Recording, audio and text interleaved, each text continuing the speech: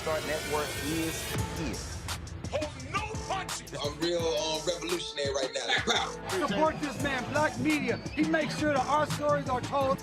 Thank you for being the voice of Black America, Roland. Stay Black. I love y'all. All momentum we have now, we have to keep this going. The video looks phenomenal. See, there's a difference between Black Star Network and Black-owned media and something like CNN. You can't be Black-owned media and be scared. It's time to be smart.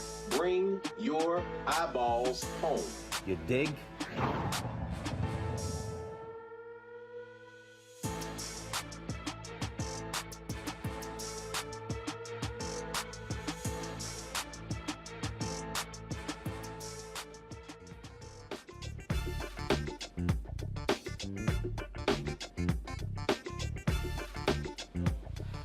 Today is Tuesday, April 12, 2022. Coming up on Roland Martin Unfiltered, streaming live on the Black Star Network. The Black Lieutenant Governor of New York State has resigned in disgrace.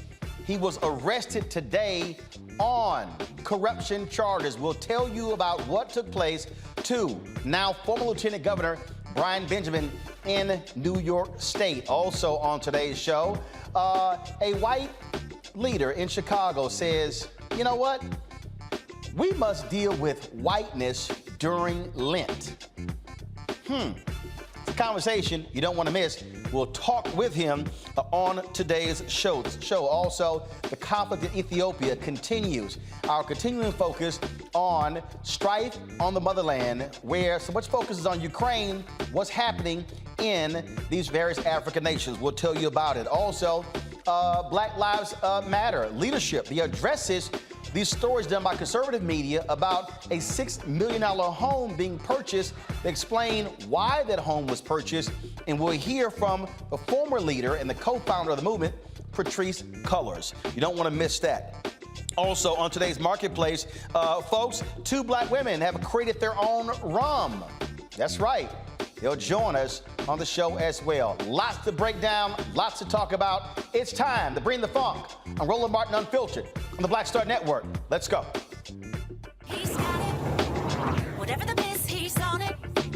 Whatever it is, he's got the scoop, the fact, the find. And when it breaks, he's right on time and it's rolling. Best believe he's knowing. Putting it down from sports to news to politics. With entertainment just for kicks, he's rolling. It's on go, roll, roll, y'all. It's Roland Martin, yeah. Rolling with Roland now. He's funk, he's fresh, he's real, the best, you know he's Roland Martin now.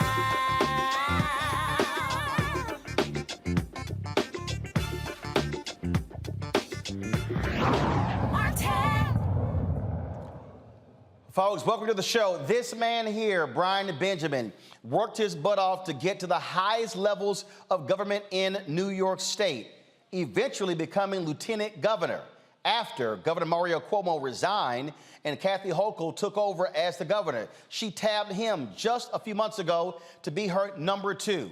Today, he resigned in disgrace after he was arrested by federal authorities this morning as a result of corruption when he was a state senator. Here's the deal. He was running for comptroller for the New York State. Feds allege that he participated in a deal with a Harlem investor who made straw man donations to his campaign. Essentially, this individual was paying for multiple people to give money to Benjamin's campaign for comptroller in exchange for business. Well, what happened was he was arrested for bribery, fraud, and falsification of records while he was a state senator. This is just a few months ago when he was sworn in as Lieutenant Governor of New York State.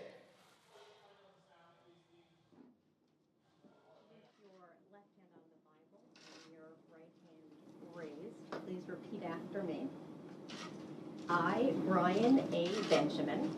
I, Brian A. Benjamin, Do solemnly swear. do solemnly swear That I will support the Constitution of the United States. that I will support the Constitution of the United States And the Constitution of the State of New York. and the Constitution of the State of New York. and that I will faithfully discharge the duties of the office of the Lieutenant Governor of the State of New York according to the best of my ability. Congratulations.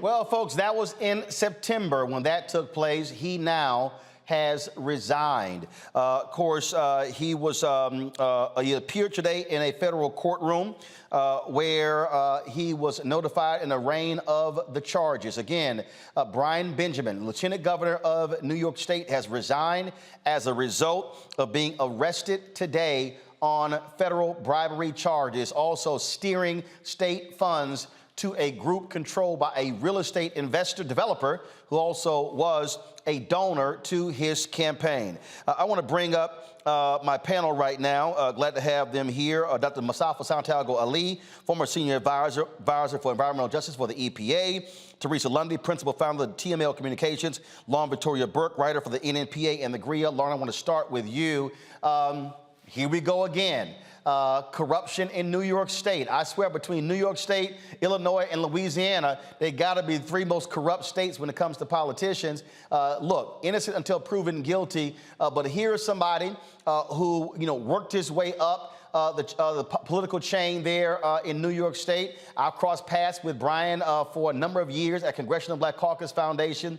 In fact, I remember one year I was a guest at a day party him and some other guys threw, and ran for comptroller, lost. Then he was a state senator. Hochul picks him to be her lieutenant governor. Number two, they were running on the same ticket. Unfortunately, because even though he got arrested and he's now resigned, his name is still going to appear on the ballot come June when they have the primary, and it's very possible that Hochul could have as her lieutenant governor on the Democratic side someone who doesn't like her. Yes, that's very possible, actually, that is exactly what's going to happen. This, I think, was a huge surprise to a lot of people. There was an awareness that there was an investigation going on, and there was the news that he was cooperating with that investigation. So I think it is surprising to see headlines that he's been arrested. I mean, usually in these cases, particularly white-collar cases, people turn themselves in a quiet way. He very quickly resigned, and the statement indicates that he wanted to handle this legal case and maybe return to public life after he's handled this legal case. I'm a big believer in seeing the evidence, no matter what anybody says. Damian Williams in New York is a new prosecutor. This doesn't mean he's not competent.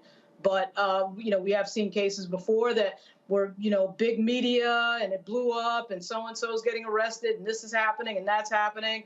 And then later on, when the evidence comes out, it's not what people said it was. I'm not implying that this is the case in this case. I'm just a big believer in seeing exactly what's going on. And I understand that there was a $50,000 grant of some type involved. The first thing, I can't deny it, the first thing I thought of when I saw this in the news this morning was, wow, why isn't Donald Trump getting this type of treatment?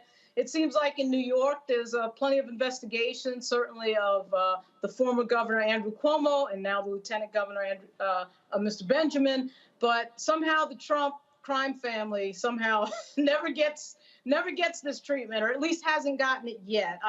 I know that that's not over yet, but we'll see what happens, and we'll see what the details are in this case as we move forward. Teresa, of course, Philadelphia had to deal with something similar. The former DA resigned. You also had former Congressman Shaka Fatah, who went to federal prison as well. Look, black politicians, we said all the time, hey, you better double check everything, cross every T, dot every I, because there's a target on your back. Absolutely. I tell politicians every time they want to run, it is so important that you follow the paperwork to the T. It is important that you uphold integrity. That oath of office is no joke, because when the federal government decides they want to start looking into your background and you are not compiling the right way, your direction of living has also changed. And I think that's a lot that we've seen with Lieutenant Governor Benjamin. in his case. But I kind of agree with Lauren. We haven't seen the same rollout for the Trump family and their crime sprees. We've been it's been a mention that something's coming, it's happening. But I think Benjamin should have his day in court like everyone else, and allow the evidence to speak for itself, and whatever the verdict is based upon that should be what it is. But elected officials, newly or existing, should absolutely take campaign finance reports, bribery very seriously as they go into public office.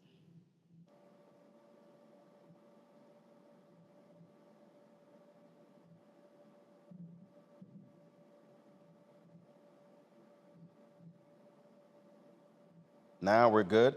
Mustafa, we see it all the time. The people who are, again, running for office, you got to be very careful when it comes to those folks who are donating to campaigns.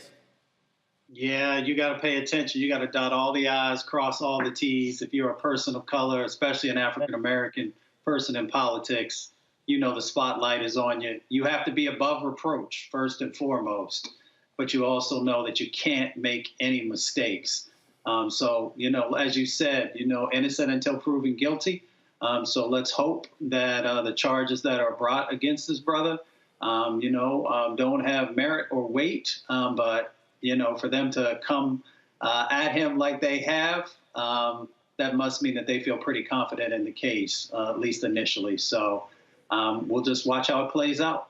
All right, folks, let's go to our next story. I have consistently told y'all about whiteness, white fear, here in the United States. My book, White Fear, is dropping in September. And the reason this is important, folks, for the folks to understand is that what we're now dealing with in this society, what we're dealing with are folks who are not really happy with how America is changing, how folks who are not white now get to actually have a voice in all of this. Now, if you watch Fox News, Tucker Carlson is the leading white nationalist over at Fox News.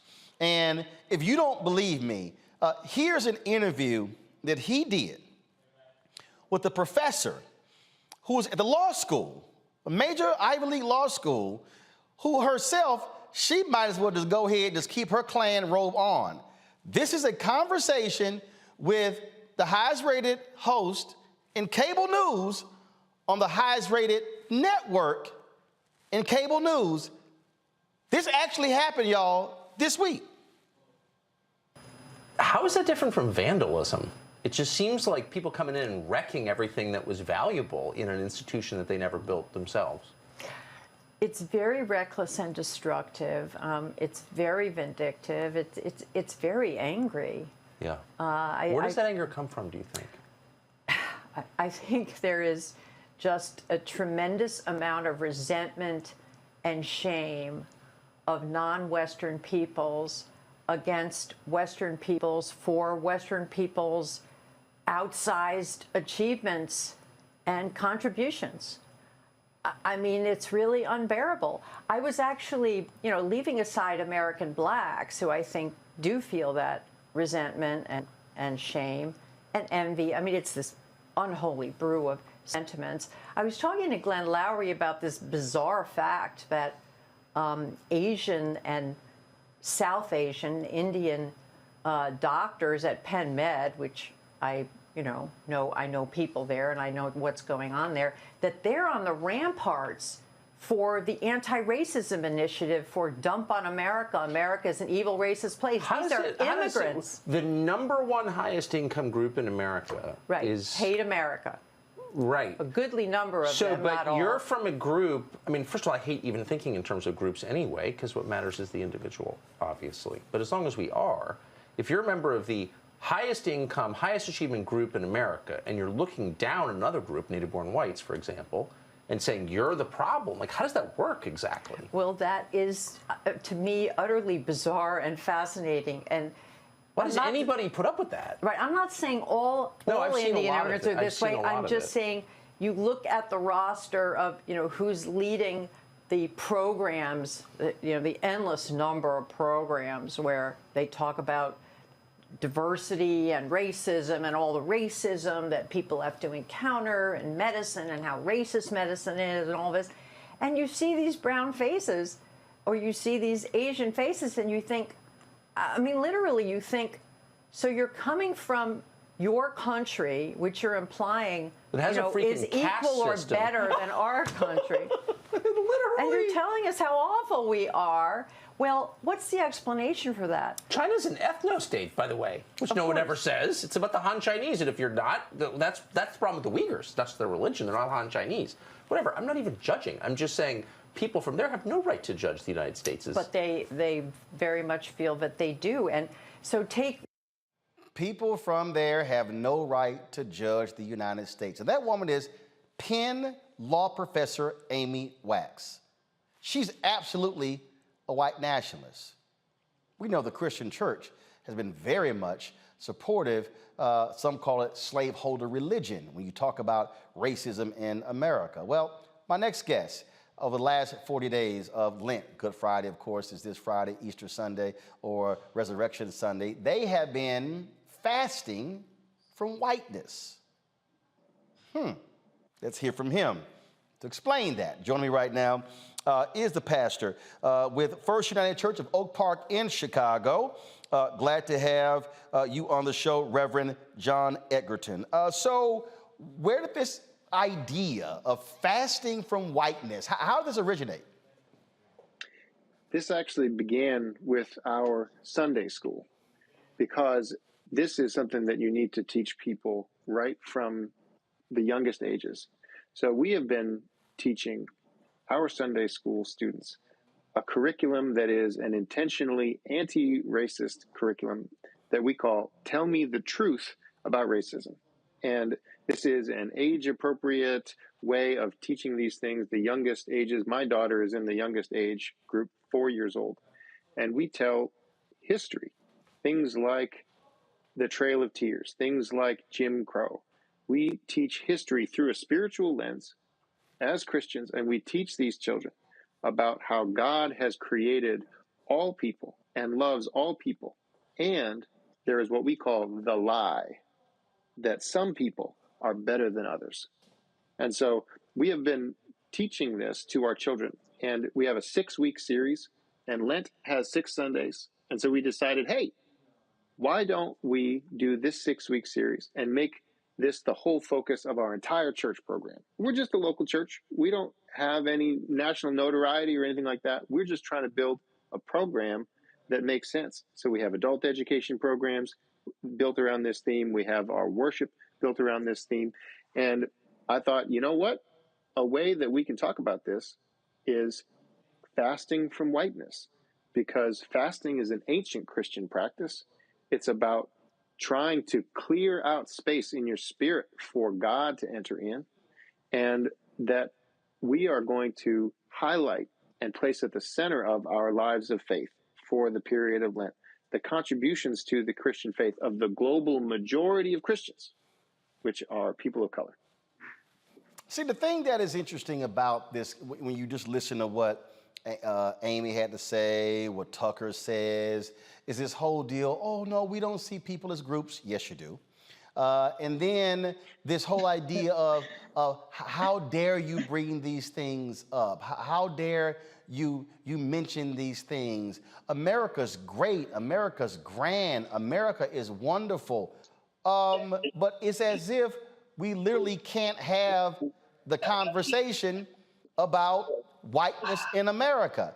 It's just like if you're there in Chicago, if Mayor Lori Lightfoot met with a group of pastors, they were all black, the headline would be Mayor Lori Lightfoot meets with black pastors.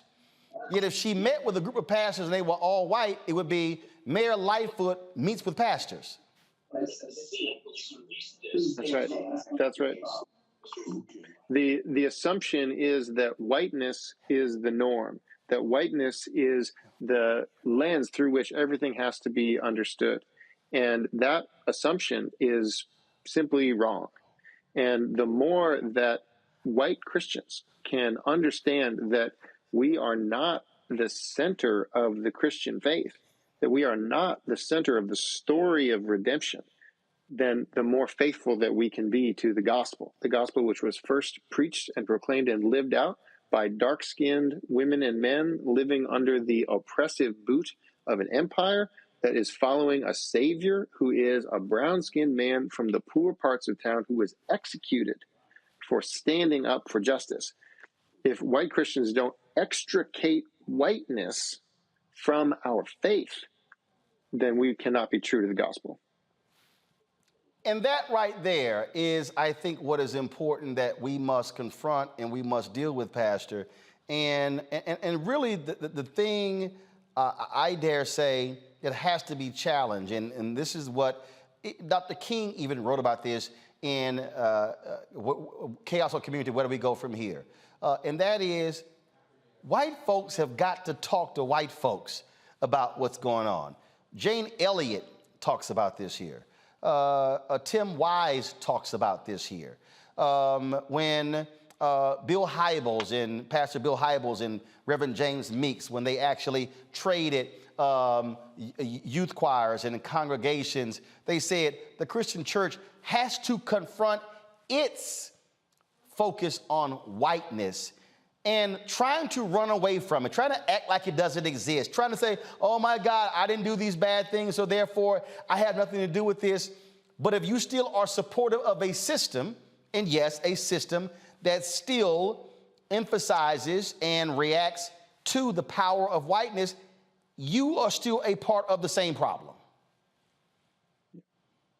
That's right. That's right. I may not personally have built this whole system, but I benefit from it.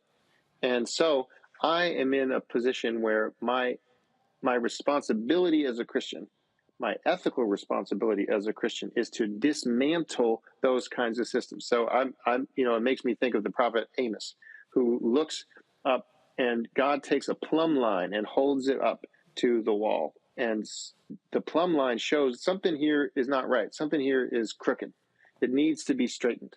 And that is what the Christian faith ought to be. The Christian church in America, we are supposed to be the conscience here. And white Christians need to hold a plumb line up to the way that our society works and recognize that whiteness, white-centeredness, white fragility, these things are a huge problem with how our country is, and it hurts and it kills Black and brown people. The other day, there was a conversation that took place on MSNBC with Joe Scarborough, and I'm trying to find it right now, where Joe Scarborough was talking about how, that whiteness is running amok, or wokeness is running amok on white Democrats, and it's a problem, and that blacks and others are very conservative, and this is causing a big problem. First of all, part of the issue here is how, let's just be honest, how a lot of white folks are using the word woke as a replacement for the N-word or other words, and how now all of a sudden wokeness is becoming a negative. It's now becoming bad. It's becoming horrible, because those are the same folk who don't actually want to deal with the reality of whiteness, so therefore they complain about wokeness. Mm-hmm. Yeah, I thought maybe he'd said whiteness at the beginning and told on himself. So yes, I think it's that this is absolutely a problem. There's so many people who have sent us these messages, these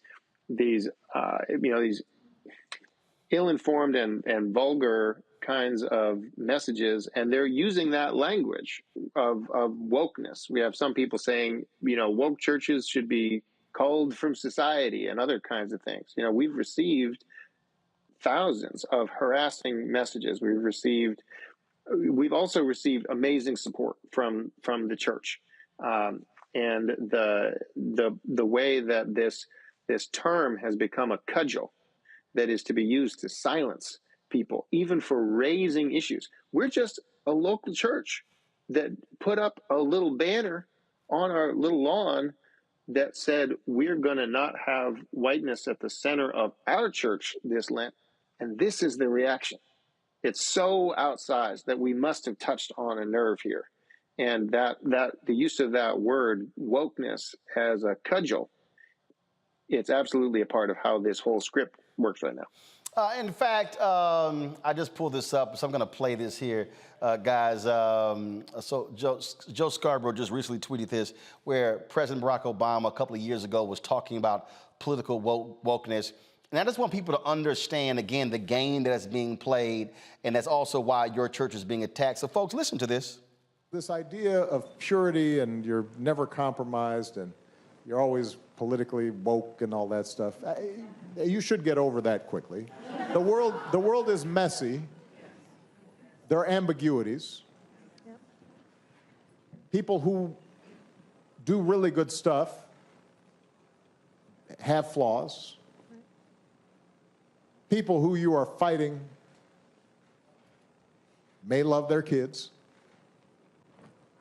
And, you know, share certain things with you. And I think that one danger I see among young people, particularly on college campuses, Malia and I talk about this. Yara goes to school with my daughter. But I do get a sense sometimes now among certain young people, and this is accelerated by social media, there is this sense sometimes of the way of me making change is to be as judgmental as possible about other people. And that's enough. Like if I tweet or hashtag about how you didn't do something right or used the wrong verb, or then I can sit back and feel pretty good about myself. Because, man, you see how woke I was? I called you out. Let me get on TV. So Pastor, I just want to unpack that a little bit. I get the point the president is trying to make there, but I find it problematic. And the reason I find it problematic is because I think politically what happens is, I mean, I hear what he's saying. People, oh, look, we have disagreements, and there are people, they've got children, and there are other things that we do well. But when I think about John Brown was very clear. Slavery is wrong. I'm not about to compromise on this issue. And the reason I would disagree with President Obama on that one, because I think at some point, you cannot make excuses.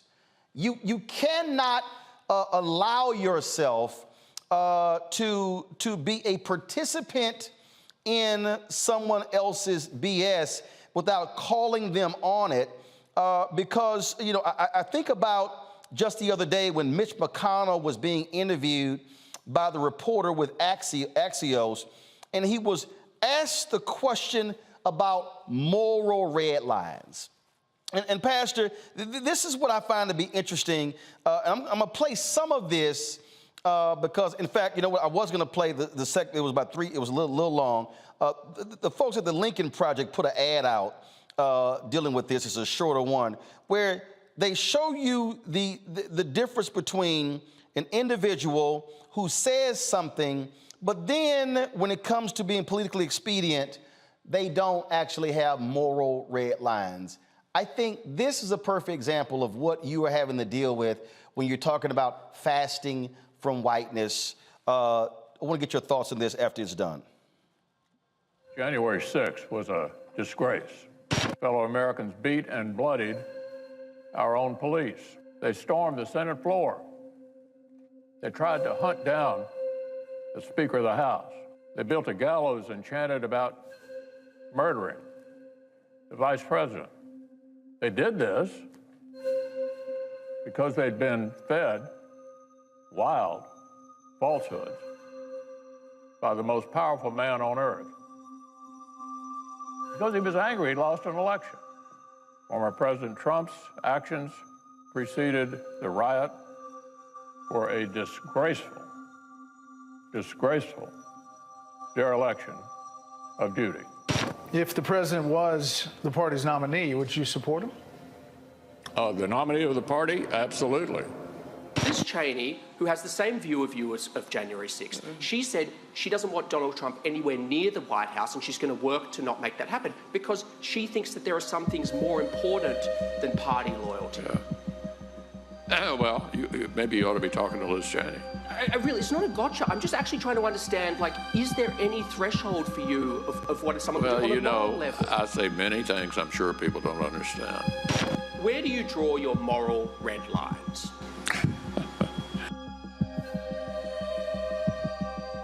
Pastor, that right there to me is the point. What you're laying out is you're drawing a moral red line. What you're saying is to your congregation, if you call yourself a Christian, this is how we have to behave. We cannot, and I get what President Obama was saying, but we cannot make excuses when it comes to what should be a moral decision. And the reality is racism, white supremacy, and whiteness, that is a moral choice that people are making.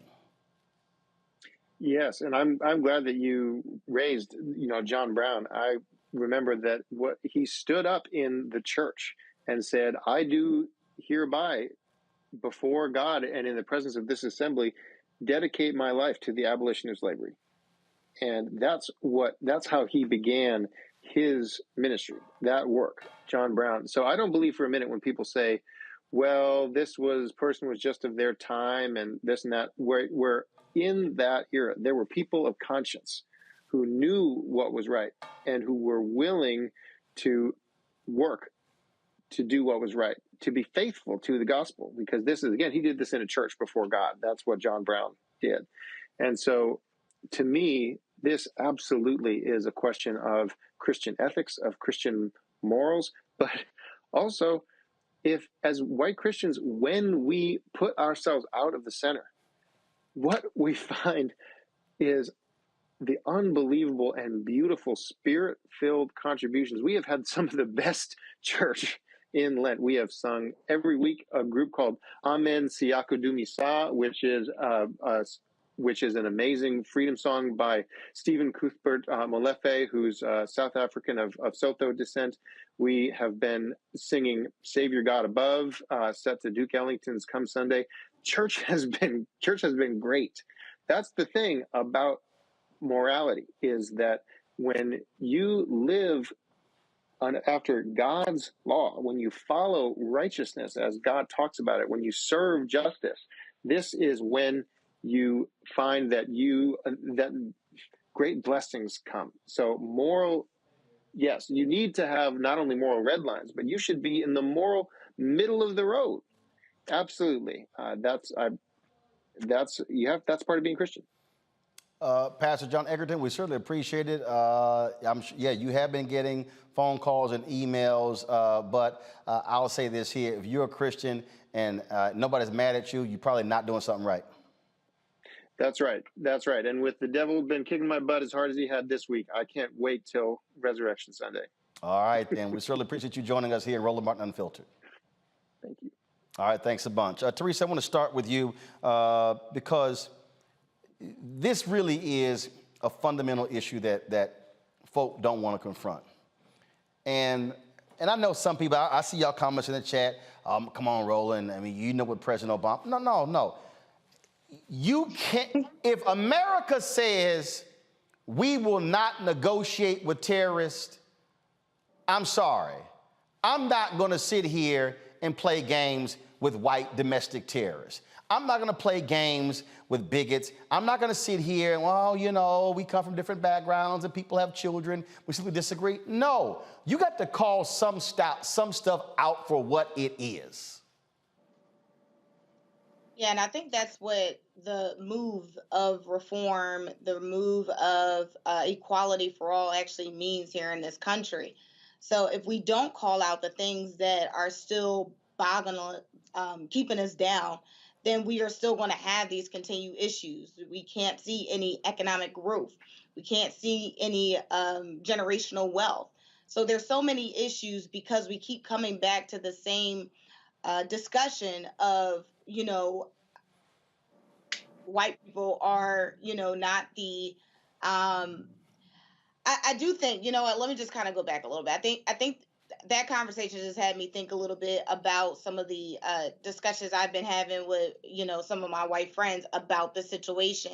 And I think part of it is, I think they're having conversations within their own selves about, am I racist, but is it still necessary to keep talking about it, like some of the past issues in this way? And I think the answer is yes, but also it's a path to change thyself. So I think just a lot of times people are just not seeing what that pathway actually looks like. And so we're still at this stuck place where, when we put up a sign that says fast from whiteness, it's taken in a derogatory way versus taking it as, hey, let's fast from being hateful. Let's fast from being derogatory. Let's fast from not giving someone else an equal opportunity to be in the position that I am. So that self-reflection, I believe, has been taken out of conversations and thus has put us in this position today where people feel like they're being attacked. And it's not really an attack. It's more self-reflectness and bringing out change within all of that. And Mustafa, one of the things that we keep hearing is that you look at these bills in Florida and other people, let's not make folk uncomfortable. But what we know and understand, and we're going to talk about this here after the break in our next segment dealing with Ethiopia. You cannot make changes to any situation unless you make some folk uncomfortable.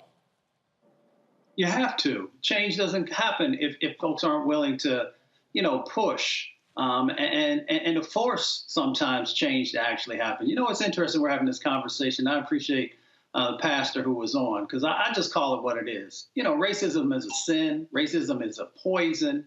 Racism is a cancer. And we got a lot of folks in this country who don't want to exorcise the racism out of our system. And because they don't want to do that, they don't want to have that exorcism, then, they can then justify, well, it was a part of the past. And it's not as bad as it once was. If I have cancer, it doesn't matter if my cancer is stage 4 or stage 3. Yeah, I might die a little faster from stage 4, but eventually it's going to turn into that if I don't address it. So until we are willing to really call it out for what it is, and for folks to do the hard work that's necessary, instead of continuing to whitewash everything, because that's what folks continue to do. They just whitewash almost everything so that they can justify not doing the things that are necessary to actually help our country heal. But not just heal, but then to also make sure there's justice a part of it, because justice actually brings action to the process. So I'm interested when folks are going to deal with the sin of racism and do something about it, just like they want to talk about all these other sins that they want folks to address. See, this is why, Lauren, when we talk about even what's happening with police departments, folk, look, resources, we need time. We need time. Well, there's a reason Dr. King wrote why we can't wait in a letter from a Birmingham jail. And so what we're now dealing with people who are like, hey, I need y'all to hold up now. I mean, y'all pushing too far. Now it's like, ooh, wokeness. And let me be real clear. You got some white folks out there who are young. You got some people, who may go a little too far. But I just got a problem when the Joe Scarboroughs of the world try to play this game like, like the woke white people are driving black people away. That ain't what's driving black people away. No, that ain't it. And he could talk to Reverend Al Sharpton all he want to, talk about how, black people, Latino people, they're naturally conservative. Yeah, naturally conservative, but getting shot by cops. Naturally conservative, but like our civil rights, like being able to vote as well. So I'm like, and it's like, don't tell me who they driving them to, because we know the one party that's standing up for those white relics, those Confederate monuments. Yeah.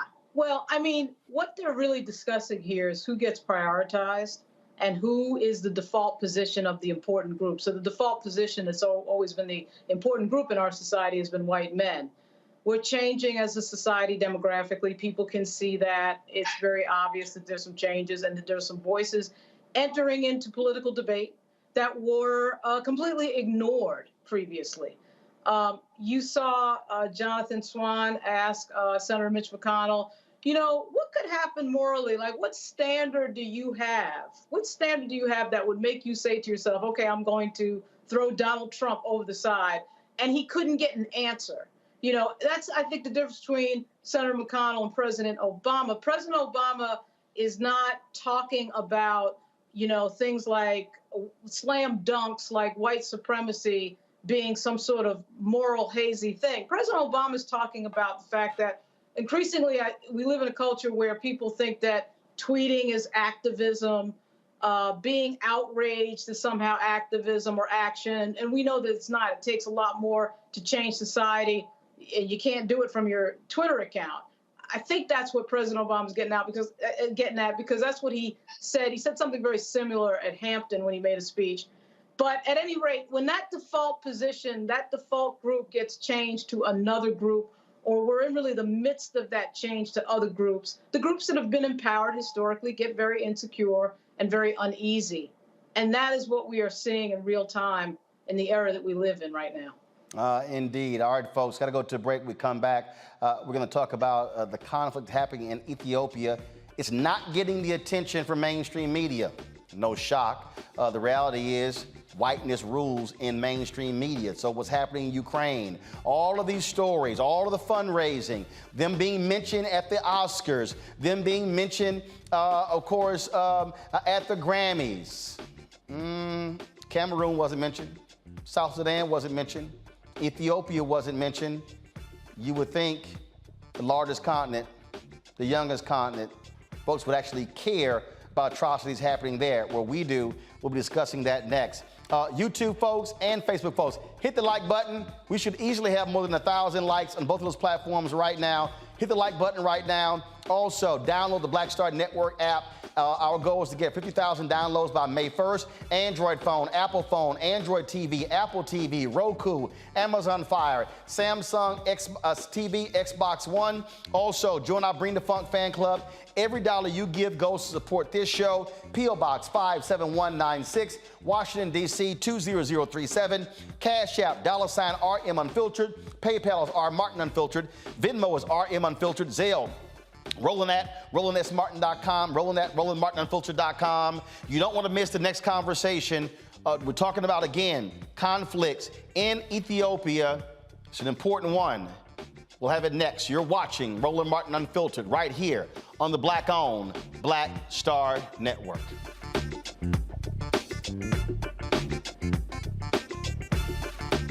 On the next Get Wealthy with me, Deborah Owens, America's Wealth Coach, you'll learn how wealth begins at home and how it can set the right path and the right course. Wealth building, specifically in the Black community, is about making sure that we have assets that can last beyond our lifetime. That's right here on Get Wealthy, only on Black Star Network.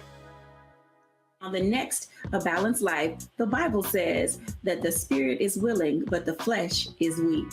After 2 years of hunkering down, we can all relate to that. Spring, sun, and fun. We may be ready to get out there, but our bodies may not be ready to party. On the next A Balanced Life, we're going to get our mind, body, and spirit on the same page. That's A Balanced Life with Dr. Jackie here on the Black Star Network. My name is Charlie Wilson. Hi, I'm Sally Richardson Whitfield. And I'm Dodger Whitfield. Hey everybody, this is your man Fred Hammond, and you're watching Roland Martin, my man, Unfiltered.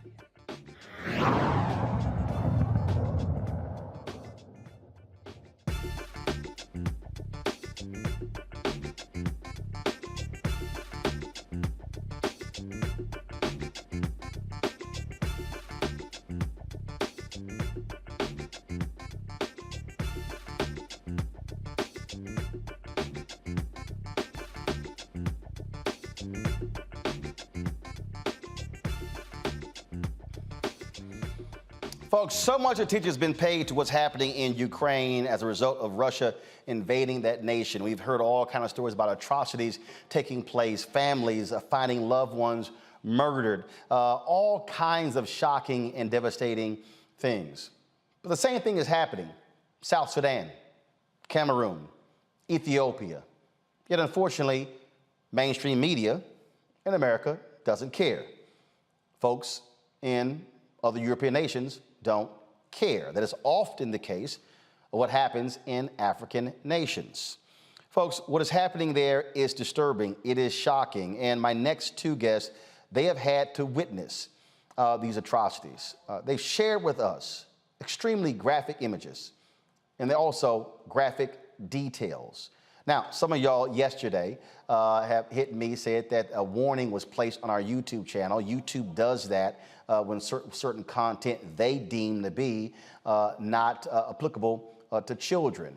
We had that happen with police brutality video. So apparently the video that we showed yesterday of the protester being pushed to the ground and then hitting his head and bleeding, YouTube made the determination. I would not be shocked if YouTube does the exact same thing, what we're going to be showing you here. And so just understand that. So if y'all start seeing all of a sudden you must sign in to admit you're an adult, well, understand why YouTube does that.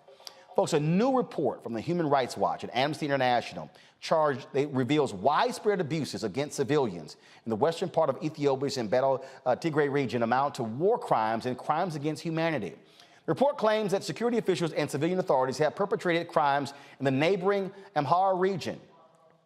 The report found abuse is part of a widespread and systemic attack against civilian population that amounts to crimes against humanity as well as war crimes. However, Sheba Takesta, a Push Start Media, says there's more to the story. She joins us now from the capital of Ethiopia, Addis Ababa. Jamal Countess, a freelance photojournalist, was with her on her latest mission. He also joins us from D.C. Glad to have both of you with us. Sheba, I've been following your reports on social media. That's why I first learned about you, and I said, definitely, let's get you on the show. And I certainly appreciate that. And Jamal, you also tweeted me about your work there, and so I said, let's get him on as well. So Sheba, tell us, give people a sense of what you have seen, what is going on, and how are we even at this point of this conflict happening, and how shameful it is it's not getting necessary attention by Western media. Well, Roland, first, thank you so much for giving me an opportunity to get on your platform to talk about this, because as you said, we don't really almost ever get any attention when we have the truth on our hands. So this conflict in Ethiopia has started November of 2020. The TPLF, which is an armed insurgency group, that was the previous regime and government that was in place for 27 years, has waged a war on the country. And the TPLF is known and has been labeled a terrorist group. They have now caused atrocities, massive destruction, looting, loss of life, and complete travesty in the nation for over a year and a half. However, Western media has typically and in normal form just highlighted things that suits the interests of whatever superpowers want to depict. What you're looking at in these images is from our trip to Ethiopia, where I myself had a personal mission to go and discover for myself the facts on the ground, because we had almost, no coverage of the things that were really happening, which are that the TPLF now is attacking Afar, has 5 regions under control for the past 27 years and plus, actually over 30 years. They have caused mass killings and ethnic cleansing in the part that they label as Western Tigray, which is really Welkite and Tigray in Amhara region. We are now finding that there's multiple mass graves in some places, perhaps up to 59,000 or more. People have been buried there after being tortured in prison camps or torture camps. So lots of things that the media doesn't want to cover, but yet we had a space today on Twitter with Amnesty International and Human Rights Watch spewing complete falsities. While we are on the ground exposing what's really happening, we blatantly get ignored. And massive amounts of people are suffering due to this completely horrible ethnic charged war that's been going on for quite some time. Jamal, you have been photographing a lot of this. How much time have you spent in Ethiopia? And just give folks a sense of what you have witnessed through your lens. Well, I started going to Ethiopia in 2013 and eventually started living there towards the latter part of 2014, 15. Met my wife, raised a family, and moved back here to the U.S. in 2019. So I was very familiar with the TPLF regime, which I lived under up until the current prime minister, was placed into power. So all the pictures that you've seen, that you've been showing, have been from my 6 trips to Ethiopia, because I noticed that there was a serious inconsistency with the way it was being reported, because my wife being Ethiopian, she looks at local news, and of course here I'm looking at, the big news services and the big news programs, and I saw that there was a serious disconnect. So, the TPLF was a longtime friend and ally of the U.S. going back to the Black Hawk Down days, and they basically became the watchdog over the Horn of Africa with the U.S. and the U.K.'s blessing, and actually the European powers' blessings. Resources, training, equipment, all of these kind of things were given to the TPLF to wage this, to basically mount this mission of counterterrorism, what have you.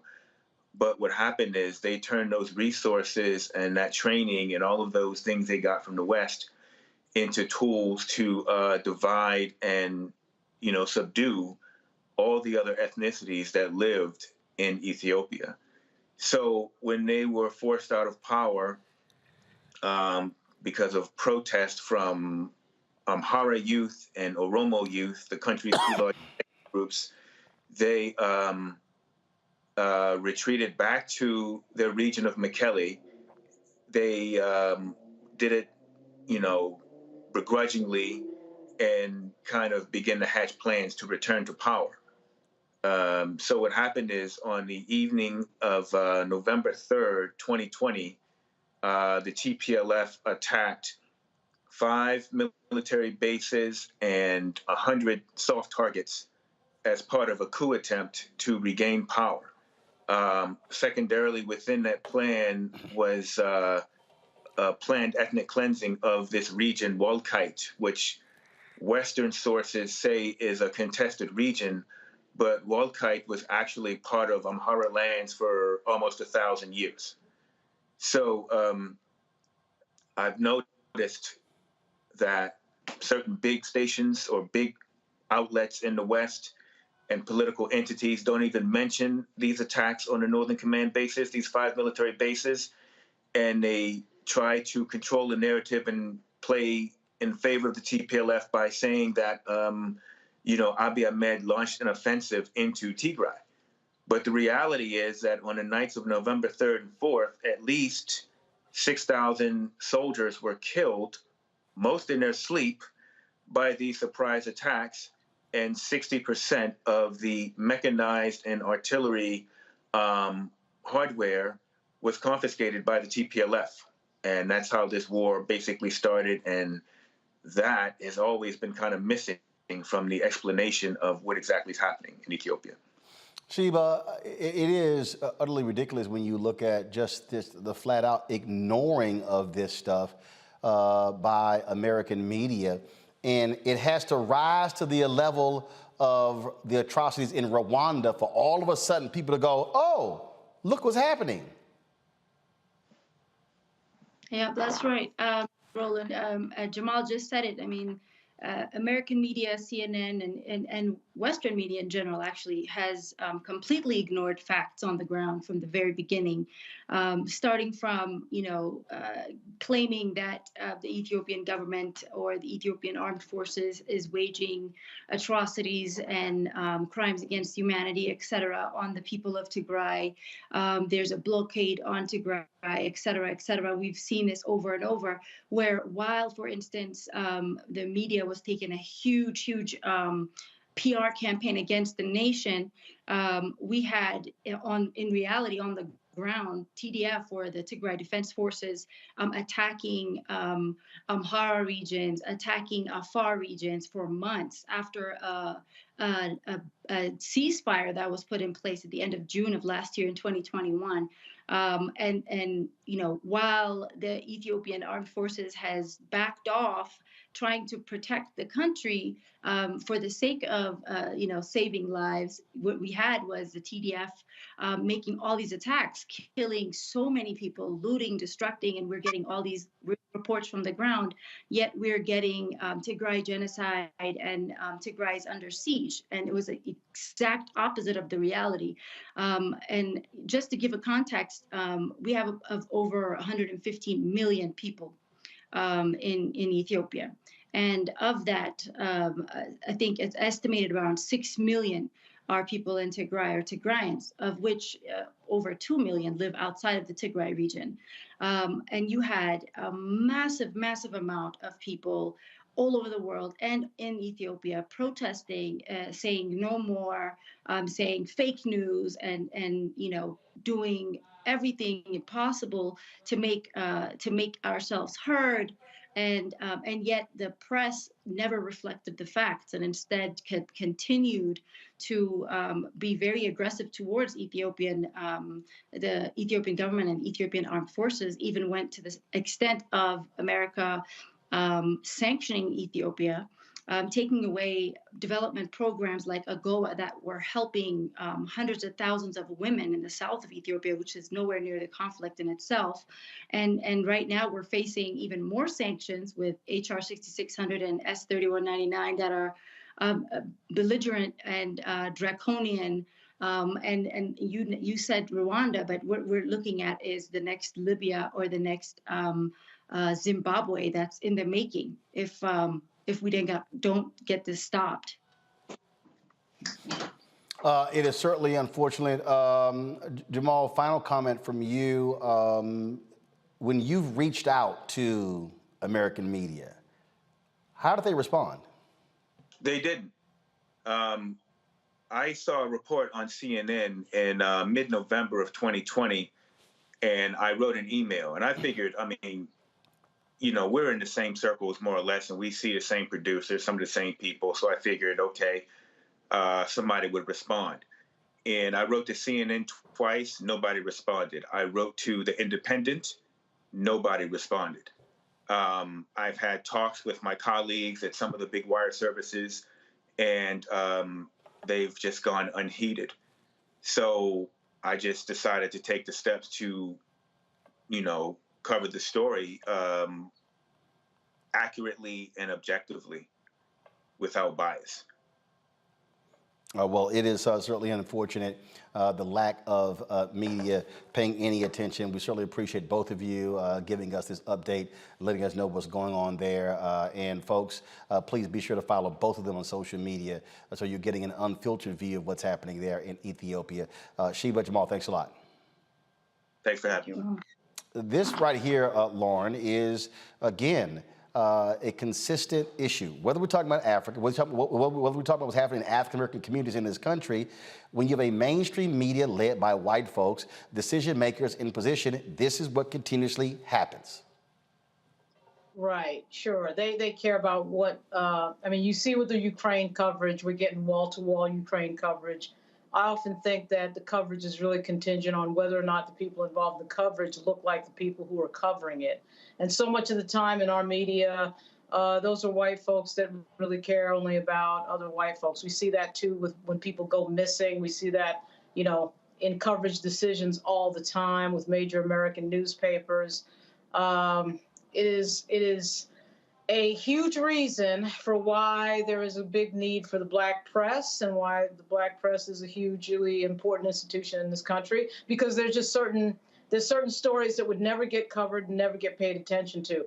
And along those lines, it's not just race, it's sometimes class. What I've seen with a lot of the bigger news organizations that I've worked for is they hire the same types of people who all go to the same schools, and they come to work with the same sort of thought patterns, and they don't think outside that box. And obviously that impacts the journalism that they put out. I remember being at ABC News, and we seem to always be doing some sort of story on au pairs or getting an extension onto your house. And that was because a lot of the producers had au pairs and were putting on an extension onto their house because they were all making six figures. So you have certain types of stories that just get told over and over again. And of course, they get told at the expense of other stories that should get a lot of attention.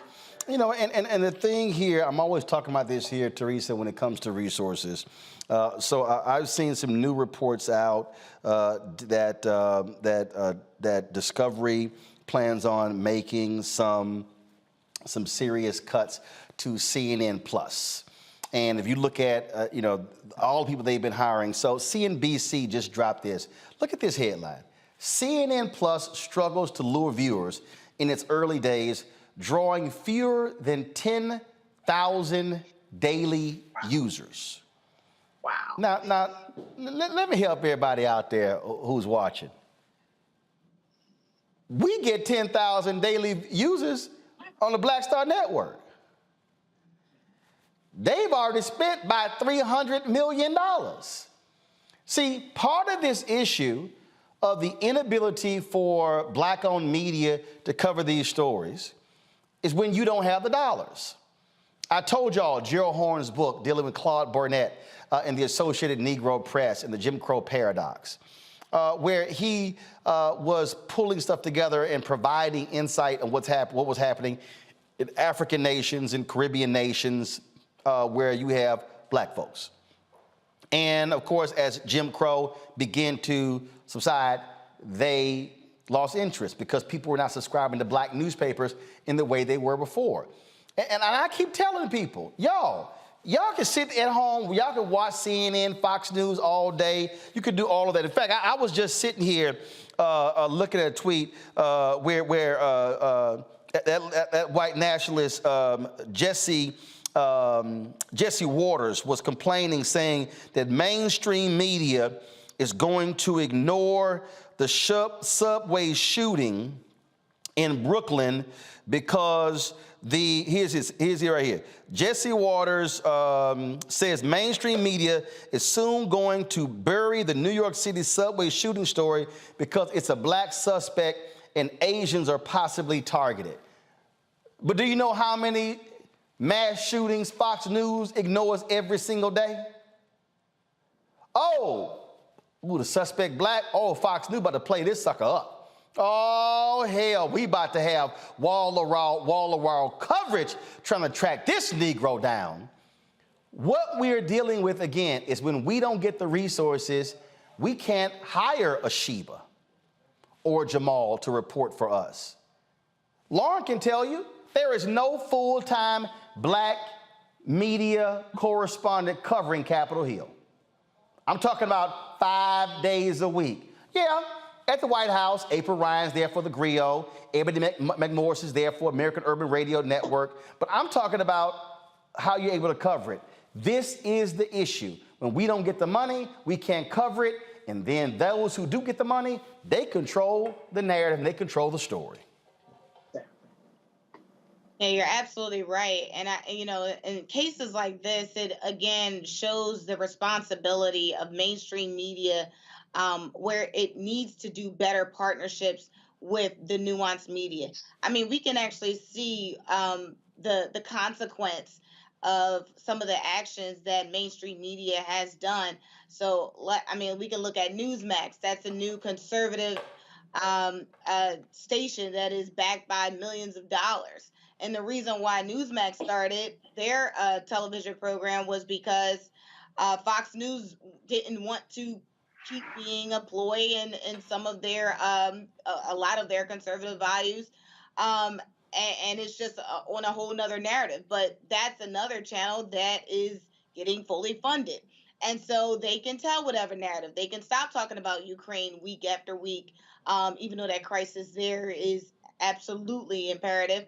But when we want to talk about the stories that are happening here in America, happening to Black and brown people, happening where we need the funding in order to ask the right questions, to be in the room, we can't get the invitation. And so part of it, I'm actually taken back by that article, where they're like, oh, we're cutting CNN Plus because they don't have subscribers. But are you looking, Discovery Plus channel for additional mediums and outlets that can absolutely give the people exactly what they need?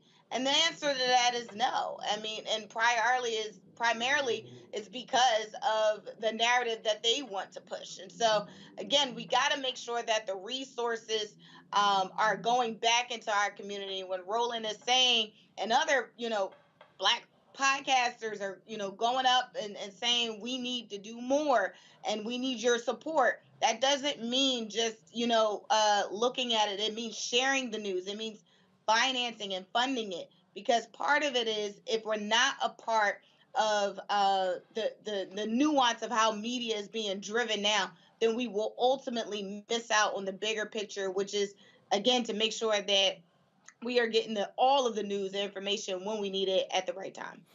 Mustafa, I participated in a Black-owned media pitch today that Byron Allen arranged with one of the media outlets. I also had a meeting in person and then one virtual with two major Fortune 500 companies that we're trying to lock some deals down right now. And the reality is those resources will allow us to be able to do what we say. And I've said this many times before. Imagine if we all of a sudden go from where we are to, let's say, doing $10 million in revenue. Literally, 20 to 30 people can be hired. Literally. You talk about completely expanding the footprint. And we're talking about actually covering stuff. We're not talking about all of these so-called new Black media people who all they do is sit on YouTube and talk about other people. They trash talk what other people are doing. They read what somebody else is doing and then they talk about them. No, we're talking about actually covering the news, actually being on the ground.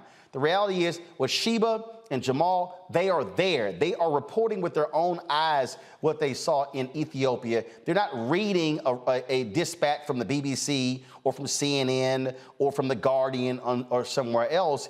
That's what is required. And I think what we have right now is we got way too many people, and let me just go ahead and say it, and I don't care if I'm stepping on toes. We got way too many fake people calling themselves Black media who cover nothing, who are not journalists, who do nothing but trash talk other people. And then you have Black media, Black-owned and Black-targeted outlets who focus on entertainment and sports and gossip. And we're literally laughing and gossiping ourselves to death when real things are happening. And then we go, well, I didn't know that was happening. Yeah, because you caught up in the gossip of who got married, who got divorced, who had a baby, who's screwing who left who walked out on who. That's why we don't cover the bullshit on my show, because there are things that are important to our people that somebody has to be able to cover. And these stories that's coming out of Africa are critically important. And you got to be able to tell these stories. And you got to be able to, again, own the platforms where you can give an unfiltered view as opposed to going through the prism of white media. Without a doubt. I mean, we got so many folks who do a bunch of the surface level reporting. And to be able to dive deep, you got to have the resources. So, if you had the $10 million, and it will come, but it's only going to come if we all continue to push and donate and hold other people accountable who should also be supporting. The stories change. So, what's going on in Ukraine is devastating. And we all pray and we all hope that ends. But only about 1,000 people have died so far. Now, let's say that we had the resources that were necessary to tell the truth and the fullness of what's happening in Ethiopia. Over 500,000 people have died. So let's just hold on to that for a second. If you got 500,000 people who have died, why isn't there more substantive reporting that's happening? And if you got 1,000 people who have died in another location across the globe, everybody is paying attention 24 hours a day, 7 days a week. Both are important stories. But we know that when it comes to our communities, when it comes to Africa, that folks see that, that continent as less than, the people who live there and who come from there as less than.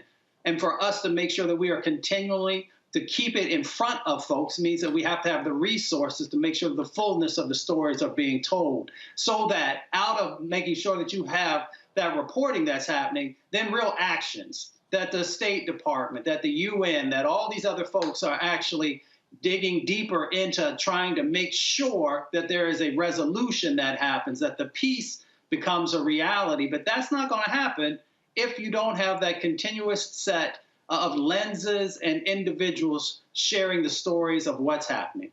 Indeed, indeed. And so, folks, I hope you understand why, when I am making this point, when we're fighting for resources, when we're targeting money, I love these loudmouths who are upset that I was challenging the Biden administration of the lack of black-owned dollars, but black-owned media getting federal advertising dollars. So I guess I should just be quiet and let the white folks keep getting all the money, huh? $1 billion being spent every year, and some of y'all mad, or there he go big in the Biden administration for money. Well, we should be getting the money, whether it was Biden, whether it was Trump, whether it was Obama, whether it was Bush, whether it was Clinton, whether it was Bush, whether it was Reagan, whether it was Carter, or Ford, or Nixon, or LBJ, or JFK, or Eisenhower, or Truman, or FDR, and on and on and on. Y'all, we're never going to be able to grow if we broke. And I'm going to say it again. I'm tired of black people talking about surviving. At some point, we must be talking about thriving. You cannot build and grow if you're just scrapping by. That's why we've always failed. Enough is enough. With being happy with surviving, it's about thriving. And the reality is, Africa is the youngest continent today. The potential for Africa is great. But Africa, as a continent, will never be able to grow and thrive as long as it is caught up in conflict, in war. And so when it gets ignored, the atrocities continue. Media must do better. And if white media ain't gonna do it, then we can. We will, we should, but it requires the resources, and that's why we're gonna continue fighting that battle every single day, as long as there's breath in my body. Folks, coming up next, we're gonna talk about an effort in Maryland to deal with violent crimes. You don't wanna miss what this group is doing to combat that. Also, we'll talk with two sisters who have their own rum company. Now, I don't drink, but I see y'all in the chat. I know a lot of y'all drink. And so y'all don't miss this conversation in our marketplace segment, where every Tuesday we focus on black-owned businesses right here on Roland Martin Unfiltered. Folks, hit the like button if you're on YouTube and Facebook. Let's blow those numbers up. And also, my Facebook people, you know what? Y'all might as well just come to the YouTube channel. Facebook clearly is throttling our numbers. Y'all can't convince me that we got 1.3 million followers on Facebook, and yet every day, only about 250 people watching. Facebook, we see what y'all doing. Y'all are throttling our numbers. The same thing that happens on Instagram, because y'all trying to get us to pay to boost, to reach the people who already follow us. Yeah, game, recognize game. So don't think for a second that I don't see what's going on. And so we see that. And so I see we got nearly 3,000 folks who are on YouTube. We got another 1,000 who are on the Black Star Network. We want to hit 50,000 downloads of the Black Star Network app If you have not done so yet, you can do it on multiple devices, folks. Android phone, Apple phone, Android TV, Apple TV, your Roku, Amazon Fire, Xbox One, Samsung Smart TV. Download the app on all those platforms. Don't forget, if you give to us on YouTube, we only get 55 cents of every dollar. So if y'all want to give to us directly so we get the whole 100%. You can send a check or money order to P.O. Box 57196, Washington, D.C. 20037. Cash App. This is the only Cash App we have. Do not give to anybody else. It's $RM Unfiltered. PayPal is R Martin Unfiltered. Venmo is RM Unfiltered. Zelle is Roland at RolandSMartin.com. Roland at RolandMartinUnfiltered.com. We certainly appreciate if you are able to support us there, folks. I'll be right back. Roland Martin Unfiltered. Back in a moment.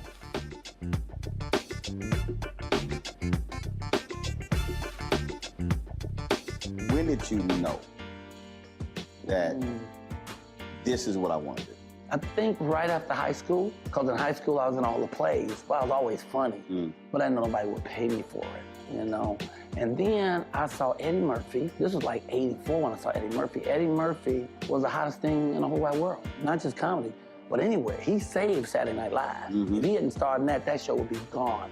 He had done 48 Hours, Trading Places, his first Beverly Hills Cop, could wear the hell out of a red leather suit, and he wasn't but 23 years old. He was rich enough to pee cream, and he got all that telling jokes. I said, shit, I've been funny my whole life. I didn't know people give you money like that, so I went and got some Red Fox albums. I went down to my mama's basement where I was living anyway, and I stood in that mirror and played them albums and them jokes until I could tell them like they was mad. Wow. And that started me doing jokes, and then I went and did comedy in the street. I was standing on State Street, tell jokes and pass my hat, and white folks would come up and just hand me money, and I liked it.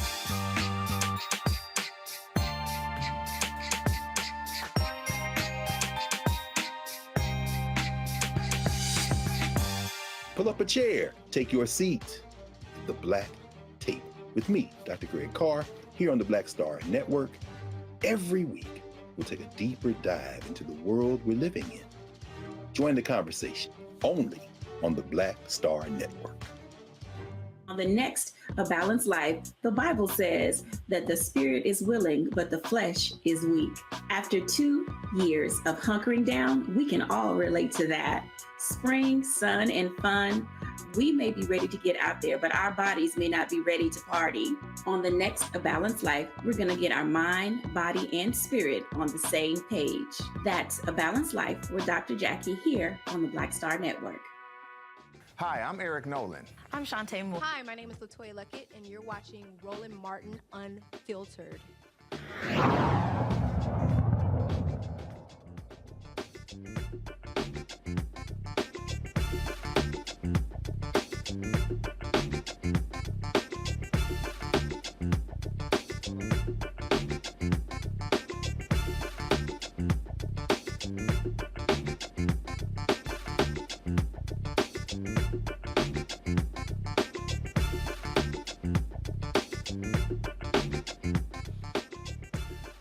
I told y'all Facebook is throttling. I just checked. 71 people watch it on Facebook.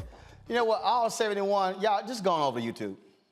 Just go ahead, go on over to YouTube or download the Black Star Network app. Go watch it on the app. Don't even waste time with Facebook. We see the games they playing. That's exactly why we launched the Black Star Network app. And so what my goal, what I would love to do is for us to be able to get this thing up to, 50, 100,000, 200,000. That's really what our goal is. And so we're going to keep doing that. So don't worry about that, folks. So trust me on that one. All right, y'all.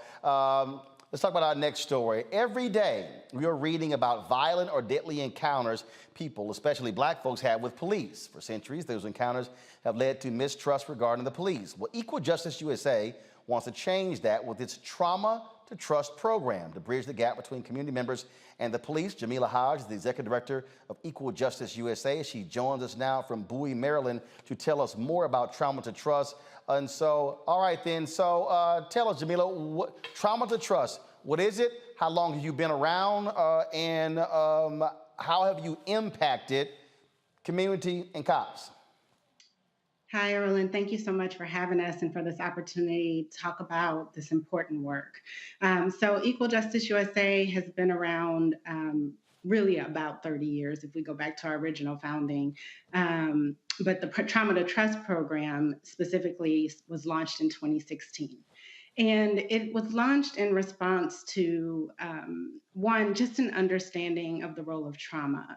A big part of our work is really helping people understand that justice does not equal punishment. And unfortunately, in our country, we are obsessed with punishment. So when we talk about justice, often people, what they mean is punishment. And when we redefine justice for it to mean things like healing, repair, and safety, that requires us to deal with issues of trauma.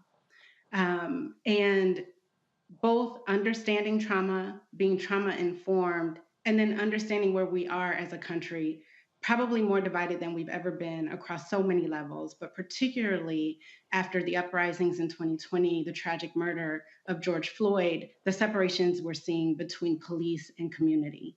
And so this program is really important to helping heal some of that divide. What it is 16 hours of training that police officers do with community members. And they all are sitting together in a space learning about trauma. Well, in understanding both what personal, individual trauma looks like, what historical, intergenerational trauma looks like, it allows for sharing space and conversations and stories about how trauma has shown up in our own lives. And in seeing that happen and having that space together, what we see every time we host these trainings is an opportunity for people to see each other beyond a police uniform, and for police beyond community who don't trust us, who are out to get us, who don't, just think we're the enemy, that instead seeing each other as human beings and realizing there's, particularly where we do this in Newark, usually a whole lot more in common than there is that separates us, especially since a number of the police officers in Newark are from Newark and grew up in Newark. And so, are from the same neighborhoods. So it really creates this opening in space where people can see each other. And we've seen just some powerful moments of healing that come from it. All right, so what happens though in these 16 hours? I mean, so what are the conversations? What is going on to create these moments? So we have some amazing facilitators who come in. So there are a couple of things I think that are important, right? Like it's when you are trying to create space where people can share and actually get to know each other, I think many people would agree food can be really key to that. So one I think important, probably unrecognized ingredient to Trauma to Trust is really good food that we get from local restaurants there in Newark. But we start with, some of the same kind of centering exercises. So we're going to open, with, going around sharing something about yourself. And I know when I sat in on the training myself, I wanted it to be clear, I'm not sitting here today as the executive director of Equal Justice USA. I think this conversation is so important. So I told them, I'm showing up today as someone who worked in the system as a prosecutor, who has a father who was the victim of a violent robbery, who has a brother who had been incarcerated for a period of time. I'm showing up with wearing all of those hats, not just as the executive director of Equal Justice USA, and having people be able to, even from the very beginning, show up as themselves. And then we go through a series, some of them are videos, to learn literally, what does trauma mean? What does historical trauma look like? And then it leads to conversation. So when we're talking about historical trauma, and particularly what Black people have faced in this country, when we begin to have conversations about, for instance, the legacy of policing, that the legacy of policing comes from slave patrols, then it creates some understanding that when a police car rolls up on the block and people are, instead of feeling welcoming, feel instead occupied and nervous and scared, that there's history behind that. So creating the space for those conversations. And then, yes, we break, we eat together, and then we come back for more conversation. And then we separate it over 2 days so that the first day, almost always is a little bit more distant. Officers sort of sit on one side, community members sit on the other side. We share that learning and the meal and some time together. And then what we find is when we come back a couple of days later for the second session, you see more mixing. People have now had conversations. And so the officers aren't all in one group on one side of the table. We're more interspersed. Questions from our panel. First up, I'll go to you, Mustafa. Yes, well, first of all, thank you for the work that you're doing. You know, I'm curious about the violence reduction that you all focus on, and I appreciate the healing justice paradigm as well. What results have you seen in the locations that you are working in? Because we know that, you know, violence has been increasing, and there's a lot of attention on that and trying to find solutions and tools. Yes. So the place that we've done the most work is in Newark. And if we look at the results we're seeing in Newark, it's incredibly promising. When we talk about our violence reduction initiative, what we're talking about is creating a public safety ecosystem that does not rely solely on police. And there are many, so this is not a simple thing. It's very, you know, I would say complex and complicated. And that's because one thing we have to understand is that what causes violence isn't simple. And so the answers to reducing violence aren't going to be simple. The drivers of violence are things like shame, isolation, poverty, exposure to violence. And it's why the answer when we're trying to reduce violence and so many people call for just more police isn't getting us to less violence. I think, unfortunately, what we see in New York happen today is a great example of that. New York's police department is one of the most well-funded police departments in the country with more than a $5 billion budget. And if you look at pensions and other things, it's actually closer to an $11 billion budget. But I'm digressing a little bit. So what we talk about is an ecosystem where you are bringing in community-based organizations. And really what's at the heart of this is understanding that the people closest to the problem are closest to the solutions and really should be closest to the power. And so how do we make that happen? So there are organizations who specifically serve survivors. There are organizations who specifically work with youth. There are organizations who are those credible messengers. So people who have been justice involved, they've been in the system, and they want to interact with the young person who is not making the best decisions and to help them understand what those consequences can look like. And so having multiple levers that can be pulled when you are trying to prevent violence or when violence happens. And it really began with Mayor Baraka recognizing that gun violence is a public health issue. He made that statement. He had a vision for a different approach, and it's really been under his leadership. So we at Equal Justice USA, we basically help support this ecosystem. There's a public safety roundtable, which is an amazing space that's created every other week. We regularly have between 50 and 100 people show up. And we co-facilitate it with the Newark Community Street Team, which is a group of amazing outreach workers who are on the ground. It was started by Akila Sherrills, who did this work out in Los Angeles and was called by Mayor Baraka to come and bring this work to Newark. And we co-facilitate this space where the issues are addressed in real time. So if there's a particular issue that's happening on a corner, we get the stats from the police department. So they're at the table, and I want to name that. That's important. Police are at the table, but they don't control the space. It is a space that is community run, that is community led, and their voice and their information needs to be there because they are a significant part of how public safety is addressed. But the difference in Newark is they're not the only lever that is pulled for public safety. And so when you asked about results, when we saw in 2020, as we were in the midst of this global pandemic, coming out of uprisings, I think importantly, seeing more guns coming in across the country and such a spike that I think is we're not talking about enough. In many cities across this country, we saw significant upticks, specifically in homicides, specifically in New York City, which is, not far from Newark. There was a 40% increase in homicides in 2020. There was no increase in Newark. And this increase was happening not just in Democrat-led cities, it was in Republican-led cities. It really didn't matter whether you were a law and order jurisdiction or a reform jurisdiction. We've seen this uptick in homicides, but not in Newark.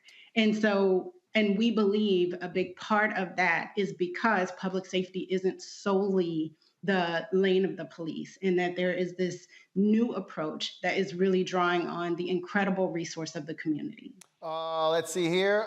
Teresa, your question. Yeah, thank you so much, one, for partnering and having this vision. There's a lot, as I'm listening to you guys and I'm gathering, if you were to come to Philadelphia, what is something that, in particular, because our gun violence has been on an all-time high, and I'm not sure that law enforcement is really working with some of the organizations like yours and some of the partner organizations to really meet their full potential of keeping public safety, but also mental health another priority. So is there any suggestion that you could probably even give our police department who may be looking or listening? Yeah, I mean, there are a couple things that come to mind right away. I probably want to underscore more than anything the importance of engaging the community and making it a grassroots effort. So it certainly is involving the police and getting their openness to being part of trainings, being part of conversations, being open to new approaches, but the power really lies in the people. And so it really begins with organizing the community in Philadelphia. And I know that's a place where a lot of reform has happened, and we've seen it in even in the election of your DA in Philly. So there are definitely some organizing. And in fact, I'm aware of a statewide coalition that we're at the table with many other organizations. So there are some efforts that are already happening in Pennsylvania. I think they're pretty early at this point, but that piece is really key because you need, in order to create the ecosystem, you need community members and particularly community-led organizations and resources to be able to fill those gaps and respond in ways that police just simply aren't equipped to. And so a big part of that, of course, is then resources, right? Just hearing so much of the prior conversation about not surviving, but actually being at a position where we can thrive.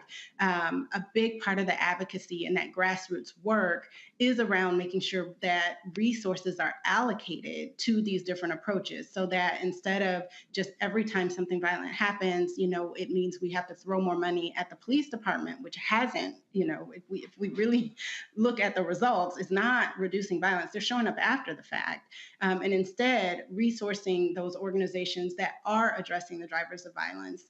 And then when you empower the community, what they can do is hold accountable their leaders, whether it's the mayor who is controlling, the budget and the purse strings, whether it's your police chief, and getting them to be open to things like a trauma to trust training and new approaches to how they approach policing. But it really all begins with empowering and organizing the people. Lauren. So I just typed into Google here and saw that the Newark Police Department is about 1,400 people. How many cops go through the program, and does it also include the cops who are lieutenants and captains, sergeants, or is it mostly privates? Thanks a lot. Yeah, no, that's a great question. We are getting close to almost 300. So I think the last number I saw was around 270 officers. And then we always do this in combination with community members. So I think the numbers are somewhere over 500 in terms of total people who've been through the program. And it is at all levels. So it is not just sort of your street officers who are walking the beat, but you do have those supervisors, those lieutenants who are also part of the training. And I will say we were able to access some data from some of the officers who went through the first year of the program. And what that data showed were officers who had gone through the trauma to trust training had a 50% reduction in their use of force complaints. So we are in the process of working with MPD now to make sure that having data going forward will be part of our work together, because that particular statistic to me is very telling. Like, this is something that's actually changing how officers are approaching the people that they interact with every day. All right, then. Jamila Hodge, I certainly appreciate it. Thanks a lot. Where can people go to get more information with regards to Equal Justice USA? Please check us out on our website and sign up at ejusa.org. Please follow us on Twitter, follow me on Twitter. We are really trying to basically raise awareness. I just think people don't know that there are other ways to address violence, that it is happening in a place like Newark. And we're really excited that this summer we'll be releasing a case study that is documenting the parts of this ecosystem and the results we've seen. Gotcha. And looking forward to making sure we have media and others present and helping us to get the word out. Got it. I certainly appreciate it. Thanks a lot. Thank you. All right, folks, we come back. Some breaking news. Police in New York have released the name and the photo of a person of interest in the subway shooting today that injured 29 people. Also, Black Lives Matter organizers. They talk about what happened with this $6 million home was purchased in Los Angeles. We will have that for you as well. Plus, Black-owned rum company. Two sisters who own it. We'll talk to them in our marketplace segment featuring Black-owned businesses. Folks, don't forget, download the Black Star Network app, Android phone, Apple phone, Android TV, Apple TV, Roku, Samsung, Smart TV, Xbox One, Amazon Fire. Our goal is to hit 50,000 downloads by May 1st, 100,000 downloads by December 31st. And don't forget to support us. Of course, your dollars make it possible for us to do what we do. Of course, check in money order to P.O. Box 57196, Washington, D.C. 20037. Our target goal is to get 20,000 of our fans to contribute a minimum of $50 each. That's $4.19 a month, 13 cents a day. Those, of course, we have no minimum, so there are some people who can't do that. They've given less, some have given more, but appreciate every dollar to the folks who have given. And don't forget, when you give during the show, I'll give you a personal shout out. Cash App is $RM Unfiltered. PayPal is R Martin Unfiltered. Venmo is RM Unfiltered. Zelle is Roland at RolandSMartin.com. Roland at RolandMartinUnfiltered.com. I'll be right back.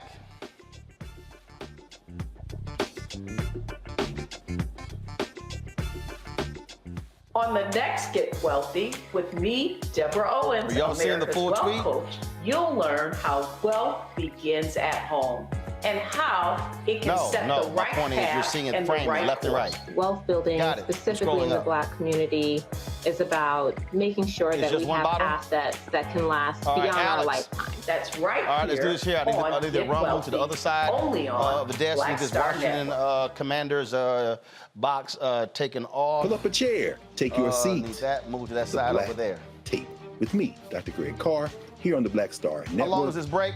Every week, we'll take a deeper dive into the world we're living in. Join the conversation. How long is the Black Lives Matter audio? Black Star Network. On the next A Balanced Life, the Bible says that the spirit is willing, but the flesh is weak. After 2 years of hunkering down, we can all relate to that. Spring, sun, and fun. We may be ready to get out there, but our bodies may not be ready to party. On the next A Balanced Life, we're going to get our mind, body, and spirit on the same page. That's A Balanced Life with Dr. Jackie here on the Black Star Network. We're all impacted by the culture, whether we know it or not. From politics to music and entertainment, it's a huge part of our lives, and we're going to talk about it every day right here on The Culture with me, Faraji Muhammad, only on the Black Star Network. I'm Chrisette Michelle. Hi, I'm Chaley Rose, and you're watching Roland Martin Unfiltered.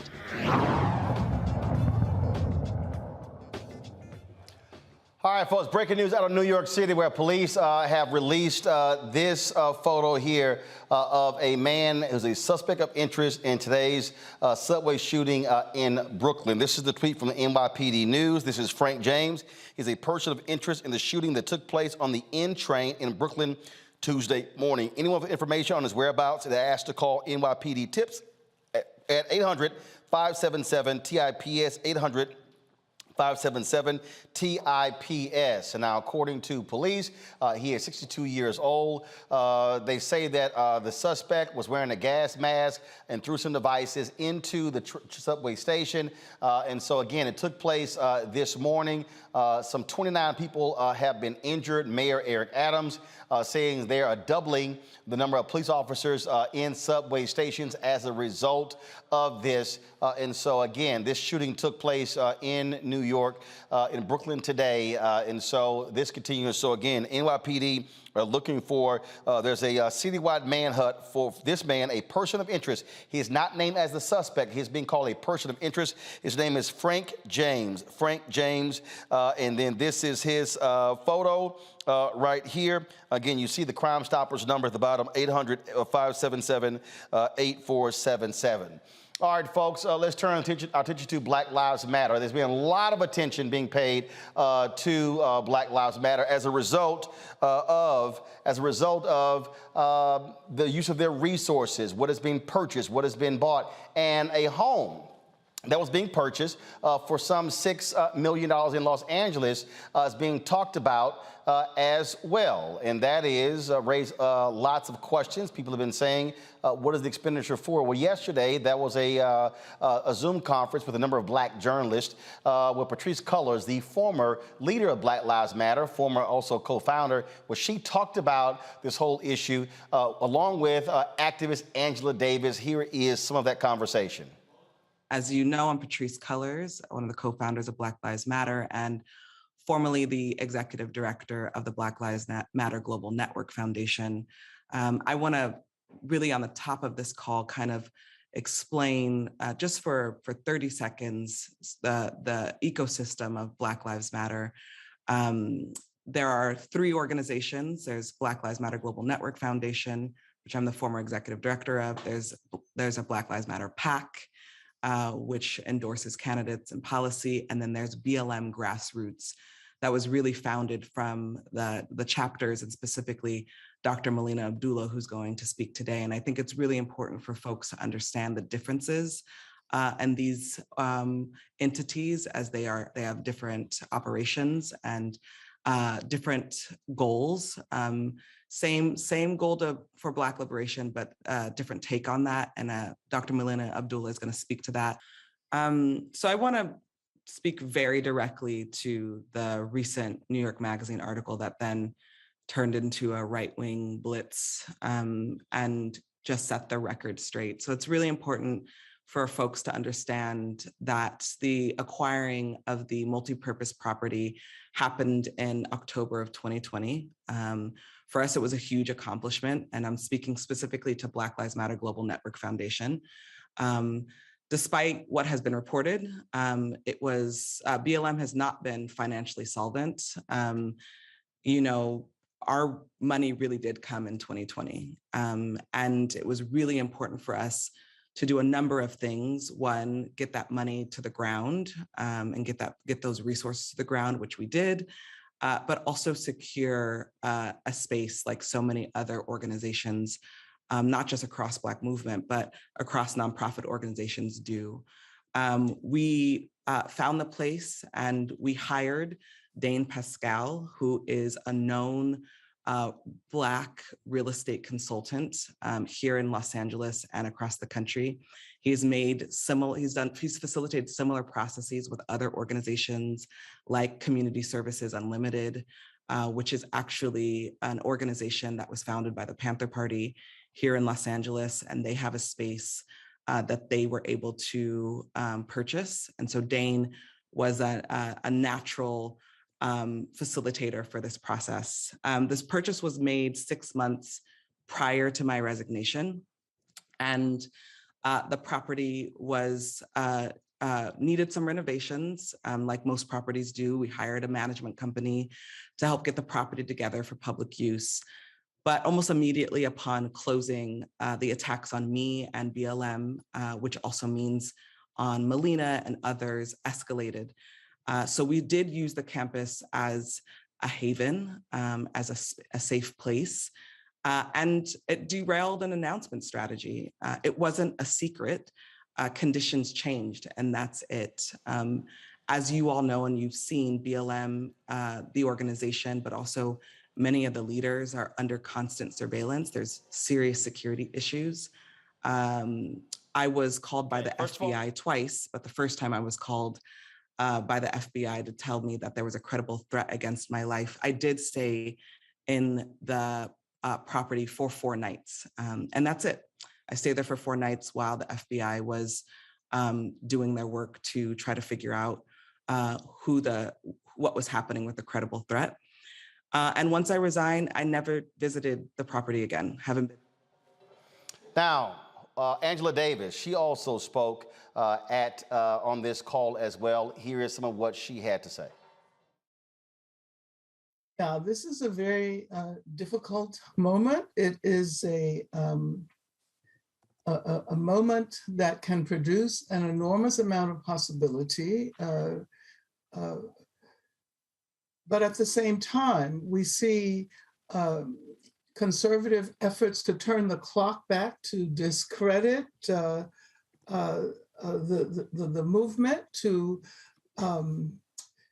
pretend as if it might be possible to live life as we have previously experienced it. I'm referring to the fact that from the White House, we have heard calls for more police, and we've heard efforts to discredit the progress, at least the ideological progress that we have made since the advent of Black Lives Matter.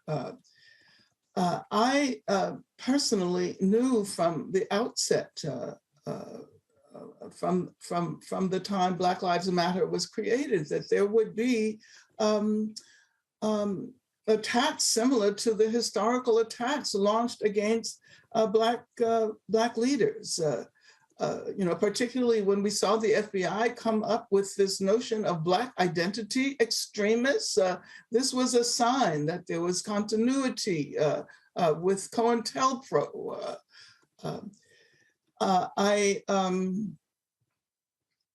I can't say that I would have predicted exactly how these attacks would express themselves, but I was convinced that they would happen, whether you're talking about attacks on... All right, folks, let's talk about our panel, Mustafa, Lauren, as well as Teresa. Lauren, here is the most fundamental issue.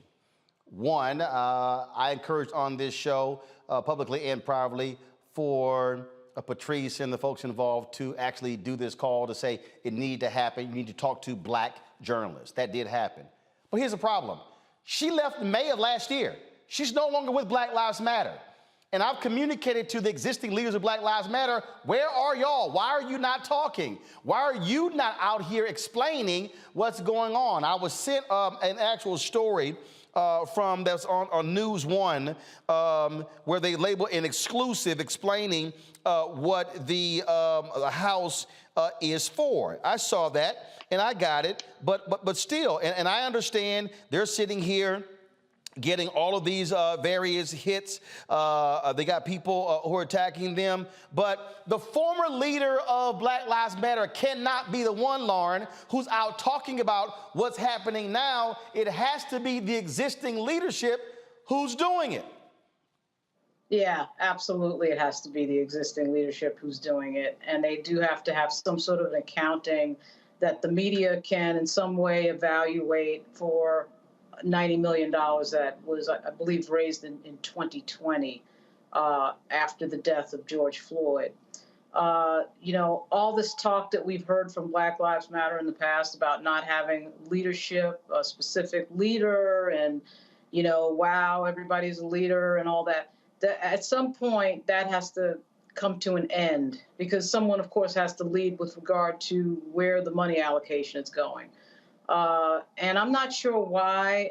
I mean, I understand, that obviously $90 million is a lot of money, and I understand why that could get complicated. But in terms of large purchases of any type, it should be fairly easy to demonstrate to journalists what those large purchases are, and what the general focus of their, monetary situation is.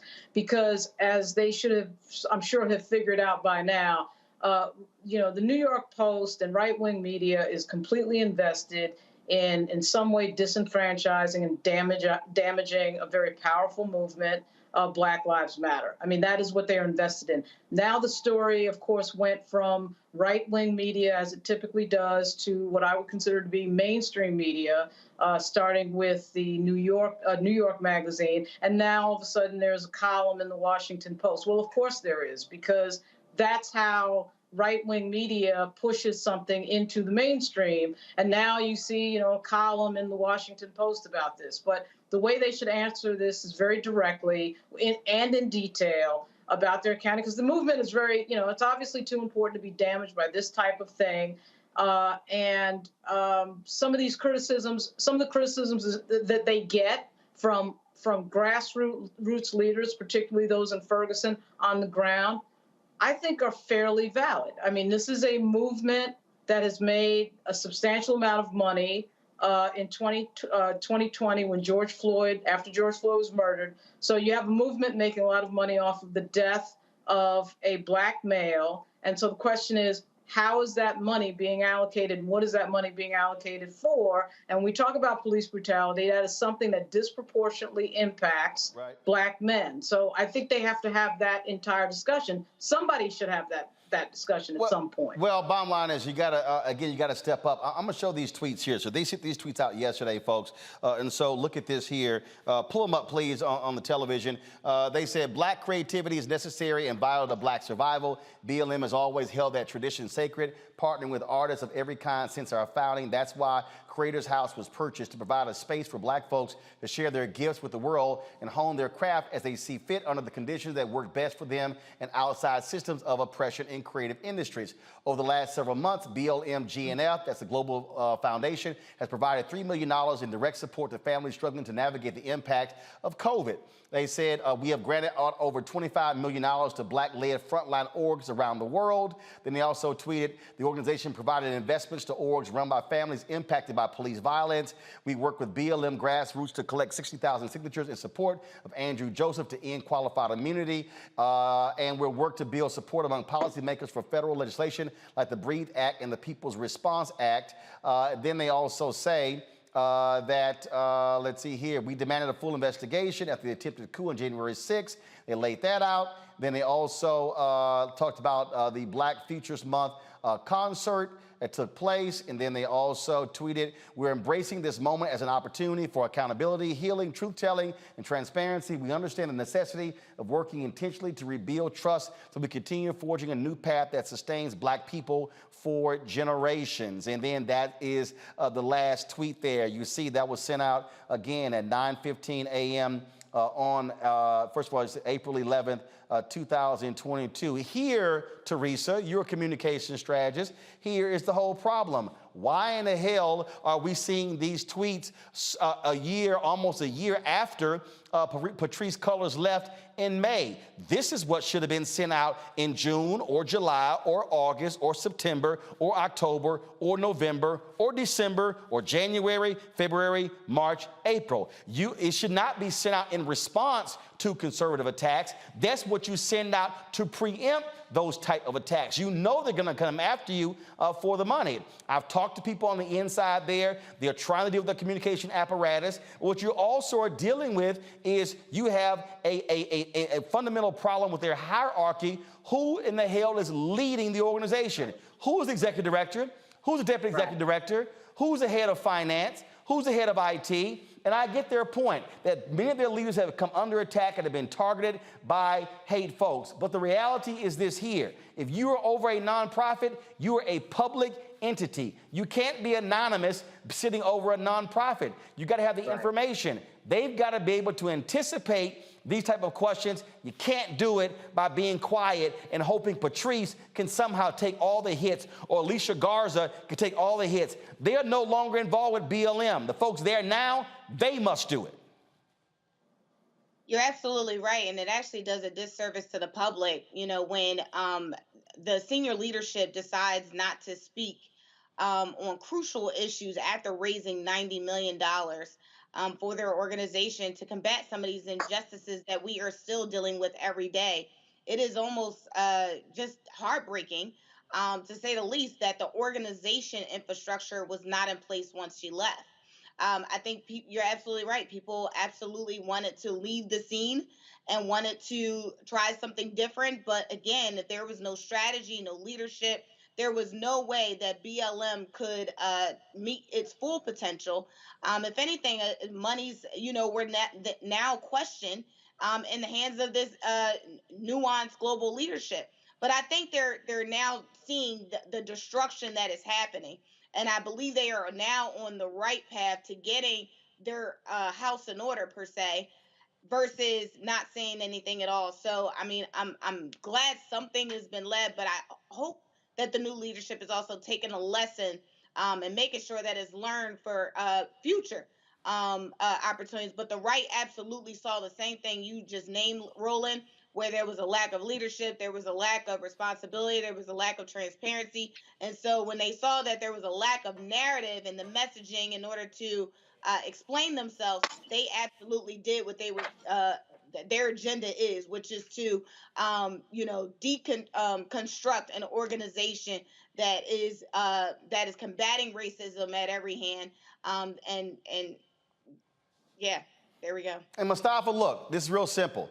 The moment they came out announcing the money, somebody should have said before they announced it, we better be able to articulate what we're doing with it. I've been told the NAACP actually raised almost $140 million after the death of George Floyd. That's more than Black Lives Matter. I've been told the National Urban League has raised I've been told anywhere from $50 to $80 million. All Black groups saw increases after the death of George Floyd. BLM was the only one that actually put their figure out. So let's also be clear. They're transparent. Other groups that got money, they ain't said a word. But the deal is, if you spend $6 million on a house, you damn sure better tell folk when you do it. You don't announce a year later, oh, we have a home for creators or whatever. No, you got to be able to say that. And if the home is also a refuge for people who are under attack, I get that as well. But again, you have to be able to anticipate the level of attacks, because the right wing will love nothing more than sow seeds of discontent, take them out. And let me also say this here, why also I push them to talk to Black media, because part of the problem, and I saw this in the last several years, a whole bunch of these Black groups step out there and do stuff, and they run the white media to give them the exclusives, and then when they get their ass kicked, they want to call us to bail them out. No, you called me on the front end and the back end. And so that's what also is important, because the problem is a lot of Black folks, especially a lot of these so-called Black media outlets, they see something being reported in mainstream media and they just run with it, never ask the question, what's the real story here? That also has to happen. You know, my auntie always says, put it on Front Street. That way can't nobody say that they didn't know, that they weren't informed. And that hopefully they were a part of the process. We know so many folks were a part of supporting Black Lives Matter, been doing incredible work since 2014. So it is a part of the narrative. You know, the narrative, as was shared in those tweets, are critically important. But you also got to make sure you have the infrastructure, transparency, and accountability for any organization to be successful, because you know you're going to have haters. Haters going to come, and you got to be prepared for them. Absolutely that. So, all right, folks, got to go to a break. We come back with our marketplace segment. We're going to talk to the owners of a Black-owned rum company in our marketplace segment, where we feature, of course, Black-owned businesses. That is next. You're watching Roland Martin Unfiltered right here on the Black Star Network.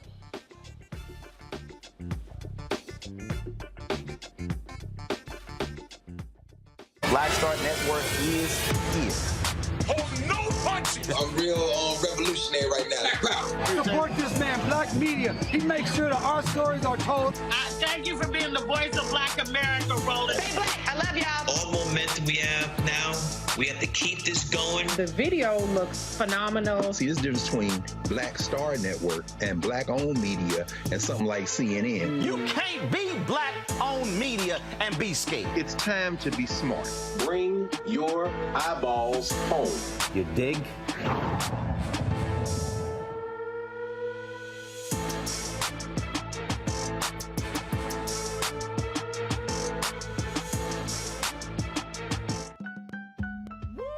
We're all impacted impacted by the culture, whether we know it or not. From politics to music and entertainment, it's a huge part of our lives, and we're going to talk about it every day right here on The Culture with me, Faraji Muhammad, only on the Black Star Network. Hey, I'm Deion Cole from Blackish. Hey, I'm Arnez J. Black TV does matter, dang it. Hey, what's up, y'all? It's your boy Jacob Lattimore, and you're now watching Roland Martin right now. Stay woke.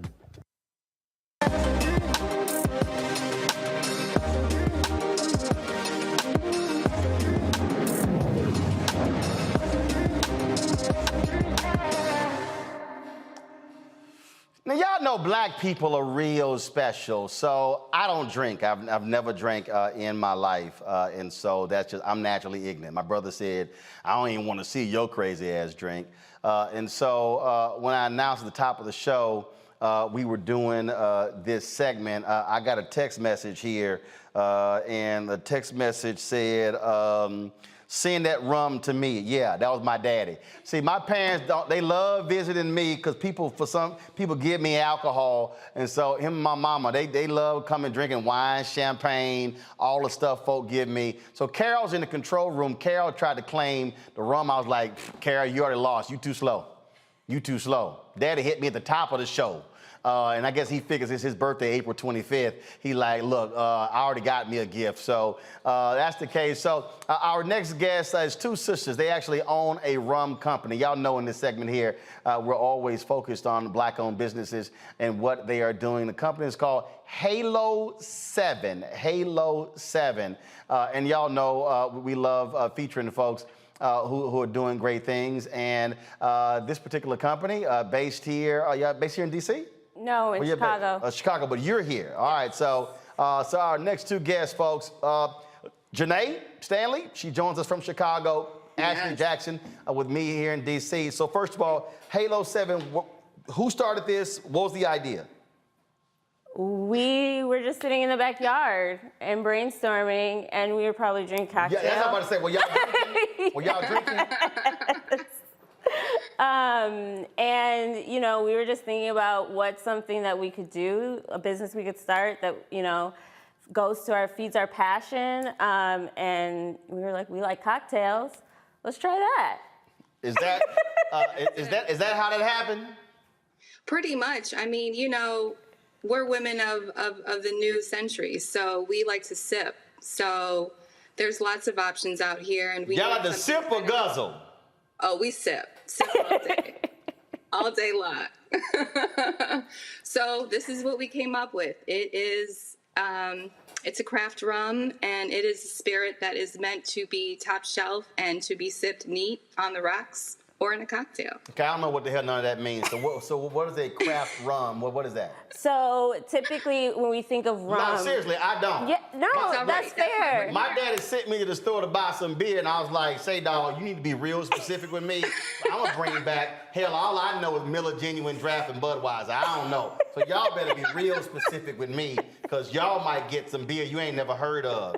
And he was like, are you serious? I'm like, say, man, I don't drink. So craft rum, what is craft rum? Yeah, so when you think about, the spirits have really kind of made a comeback. And so when you think about craft, it's small batches, it's crafted. It doesn't follow, you know, the traditional making of what you would think of, like, you know, the Bacardi, the Crucians that you may see on the shelf. And so we really wanted to create an elevated rum. You think of, typically it's thought of as like a party drink.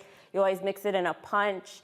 But we wanted something that you would sip just like you would sip your whiskey, your bourbon, or your scotch. And so that's how we decided on our recipe and the direction we decided to go. Okay, so so this recipe, who put it together? Janae, how did y'all concoct it? Yes, all that. What did y'all do? So this is an original recipe that both Ashley and I created together. It took us some time, and we made several different batches of recipes in order to perfect kind of all of the different accents. So, but how'd y'all do it? Were y'all like in the kitchen with cups and measuring devices, and y'all were dropping stuff? Listen, we can't give you all how the hell you make rum? How do you make rum? We did it. We tried it. We came up with the flavor profile, and then to your point, you can't just make rum in your kitchen. Right. You could blow up the kitchen. So we did a lot of research, and then we interviewed master distillers all over the country. Yeah. And we were finally able to find one that could really bring our vision to life, that could translate our recipe.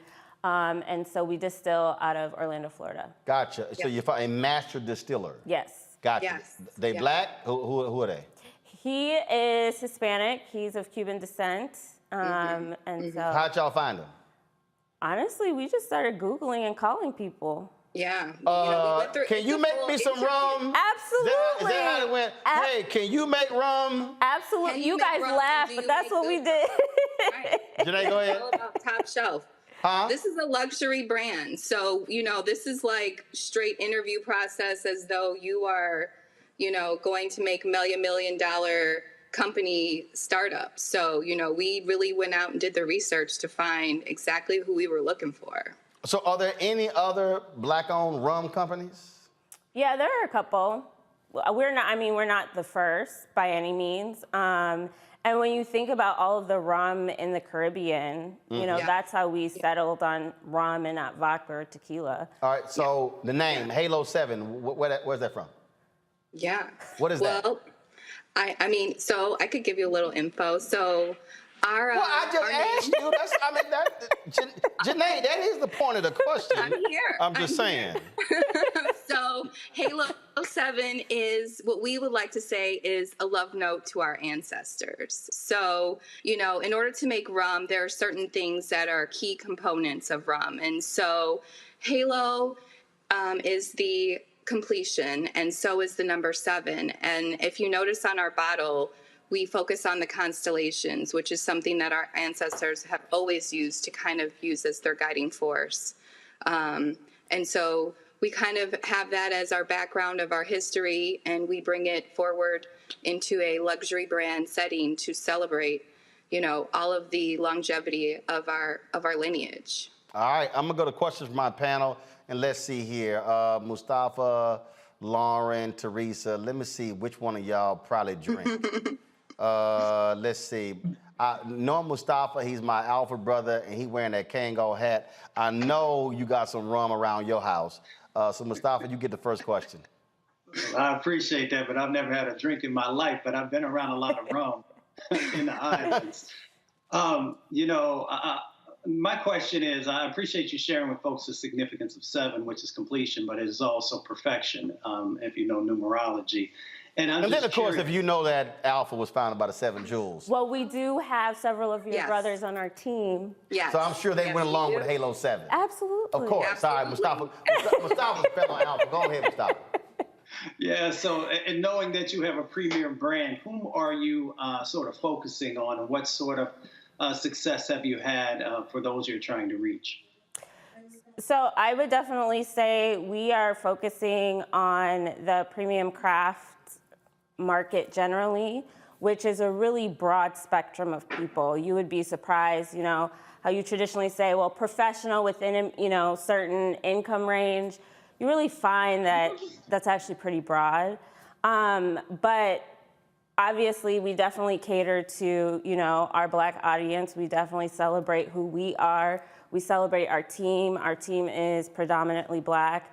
And so we're looking at, young to older professionals. And then we're based primarily out of Chicago, so that's where we have retail outlets, but we're also available via our website. You can order, it will get shipped directly to you. Yep. All right, let's see here. Teresa.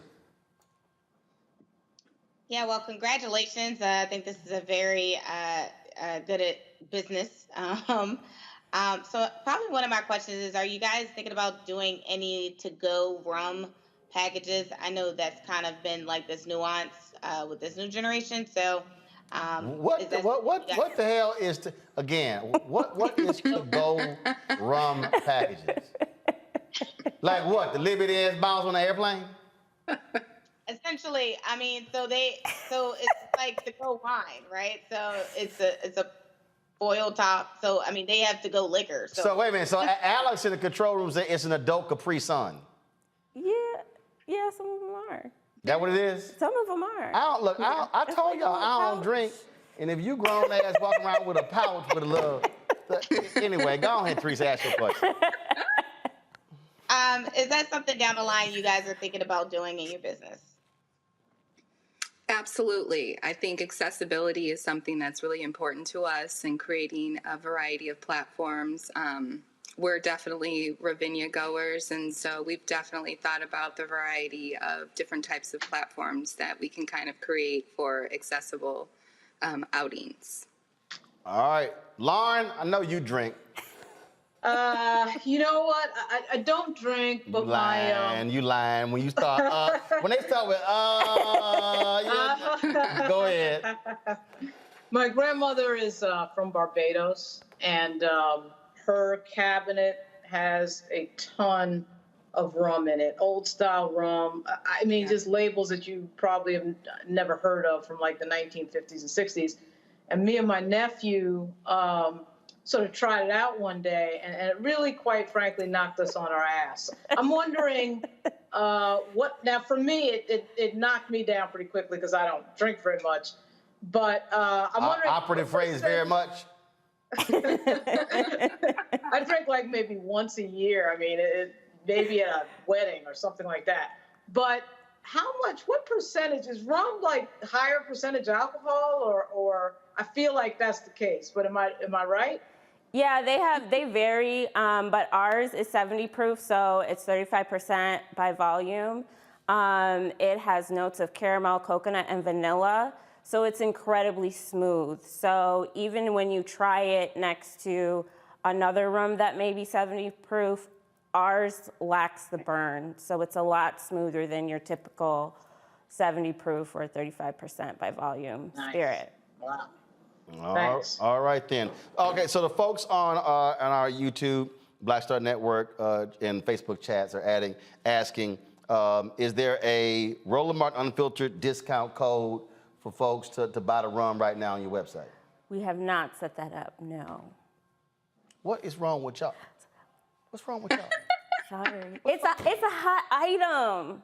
What's wrong with Listen, we just been trying to keep it in the store. Right. Okay, but we're trying to sell more. I mean, I know. We're with it. Go to go ahead. Go ahead. Tell them where to go. Halo7rum.com to get your bottle. Or if you live in the Chicagoland area, you may go to Kimbart Liquors, but please call first. See, the whole point of the code is that way to track how many folks who watched the segment bought it. I know. Who's over y'all marketing team? Shoot us. Listen, if you reach out to us, we are very responsive.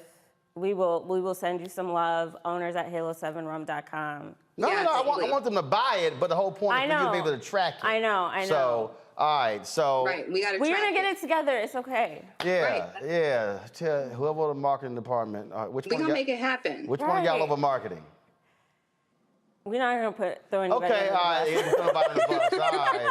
Okay, all right. Well, look, it's Halo7. Give them the website again where they can go check it out. Halo7rum.com. Okay. Yes. All right then. All socials, same thing. Halo7rum. All right. First of all, how much?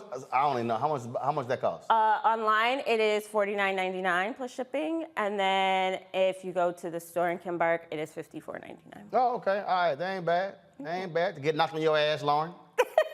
$49.99. All right. I certainly appreciate it. Janae, thanks a lot. Being in Chicago, I really appreciate it as well. Yes, thanks for having us. All right, folks. That is it for us. We went over our time, but it's all good because y'all probably gonna get drunk now off that Halo 7 rum. Let me thank Lauren, Mustafa, and Teresa. Teresa, your daddy drink rum?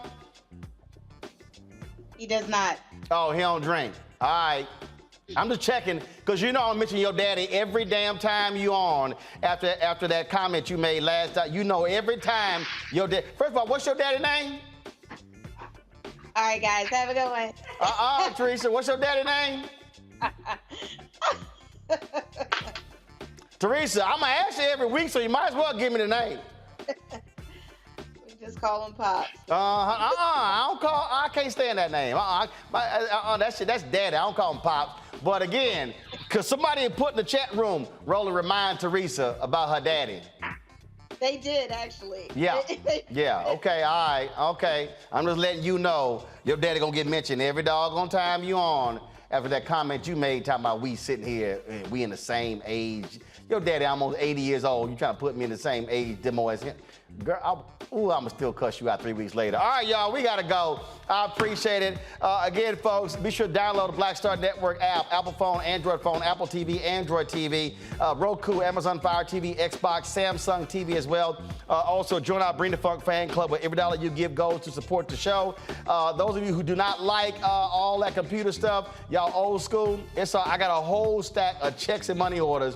Y'all just gonna make me open every single one of them and take a picture and deposit them. It's all good. I count all that money. I don't do crypto. I like real money I can touch. P.O. Box 5, put it back up. P.O. Box 57196, Washington, D.C. 20037. Cash App, $RM Unfiltered. PayPal is R Martin Unfiltered. Venmo is RM Unfiltered. Zelle is Roland at RolandSMartin.com. Roland at RolandMartinUnfiltered.com. Thanks a bunch. I'll see y'all tomorrow right here on Roland Martin Unfiltered. Don't forget, we got Tech Talk every single Wednesday. That's tomorrow. And Joe Madison will be in the house on Thursday talking about his new book. All right, folks, I'll see y'all later. Holla!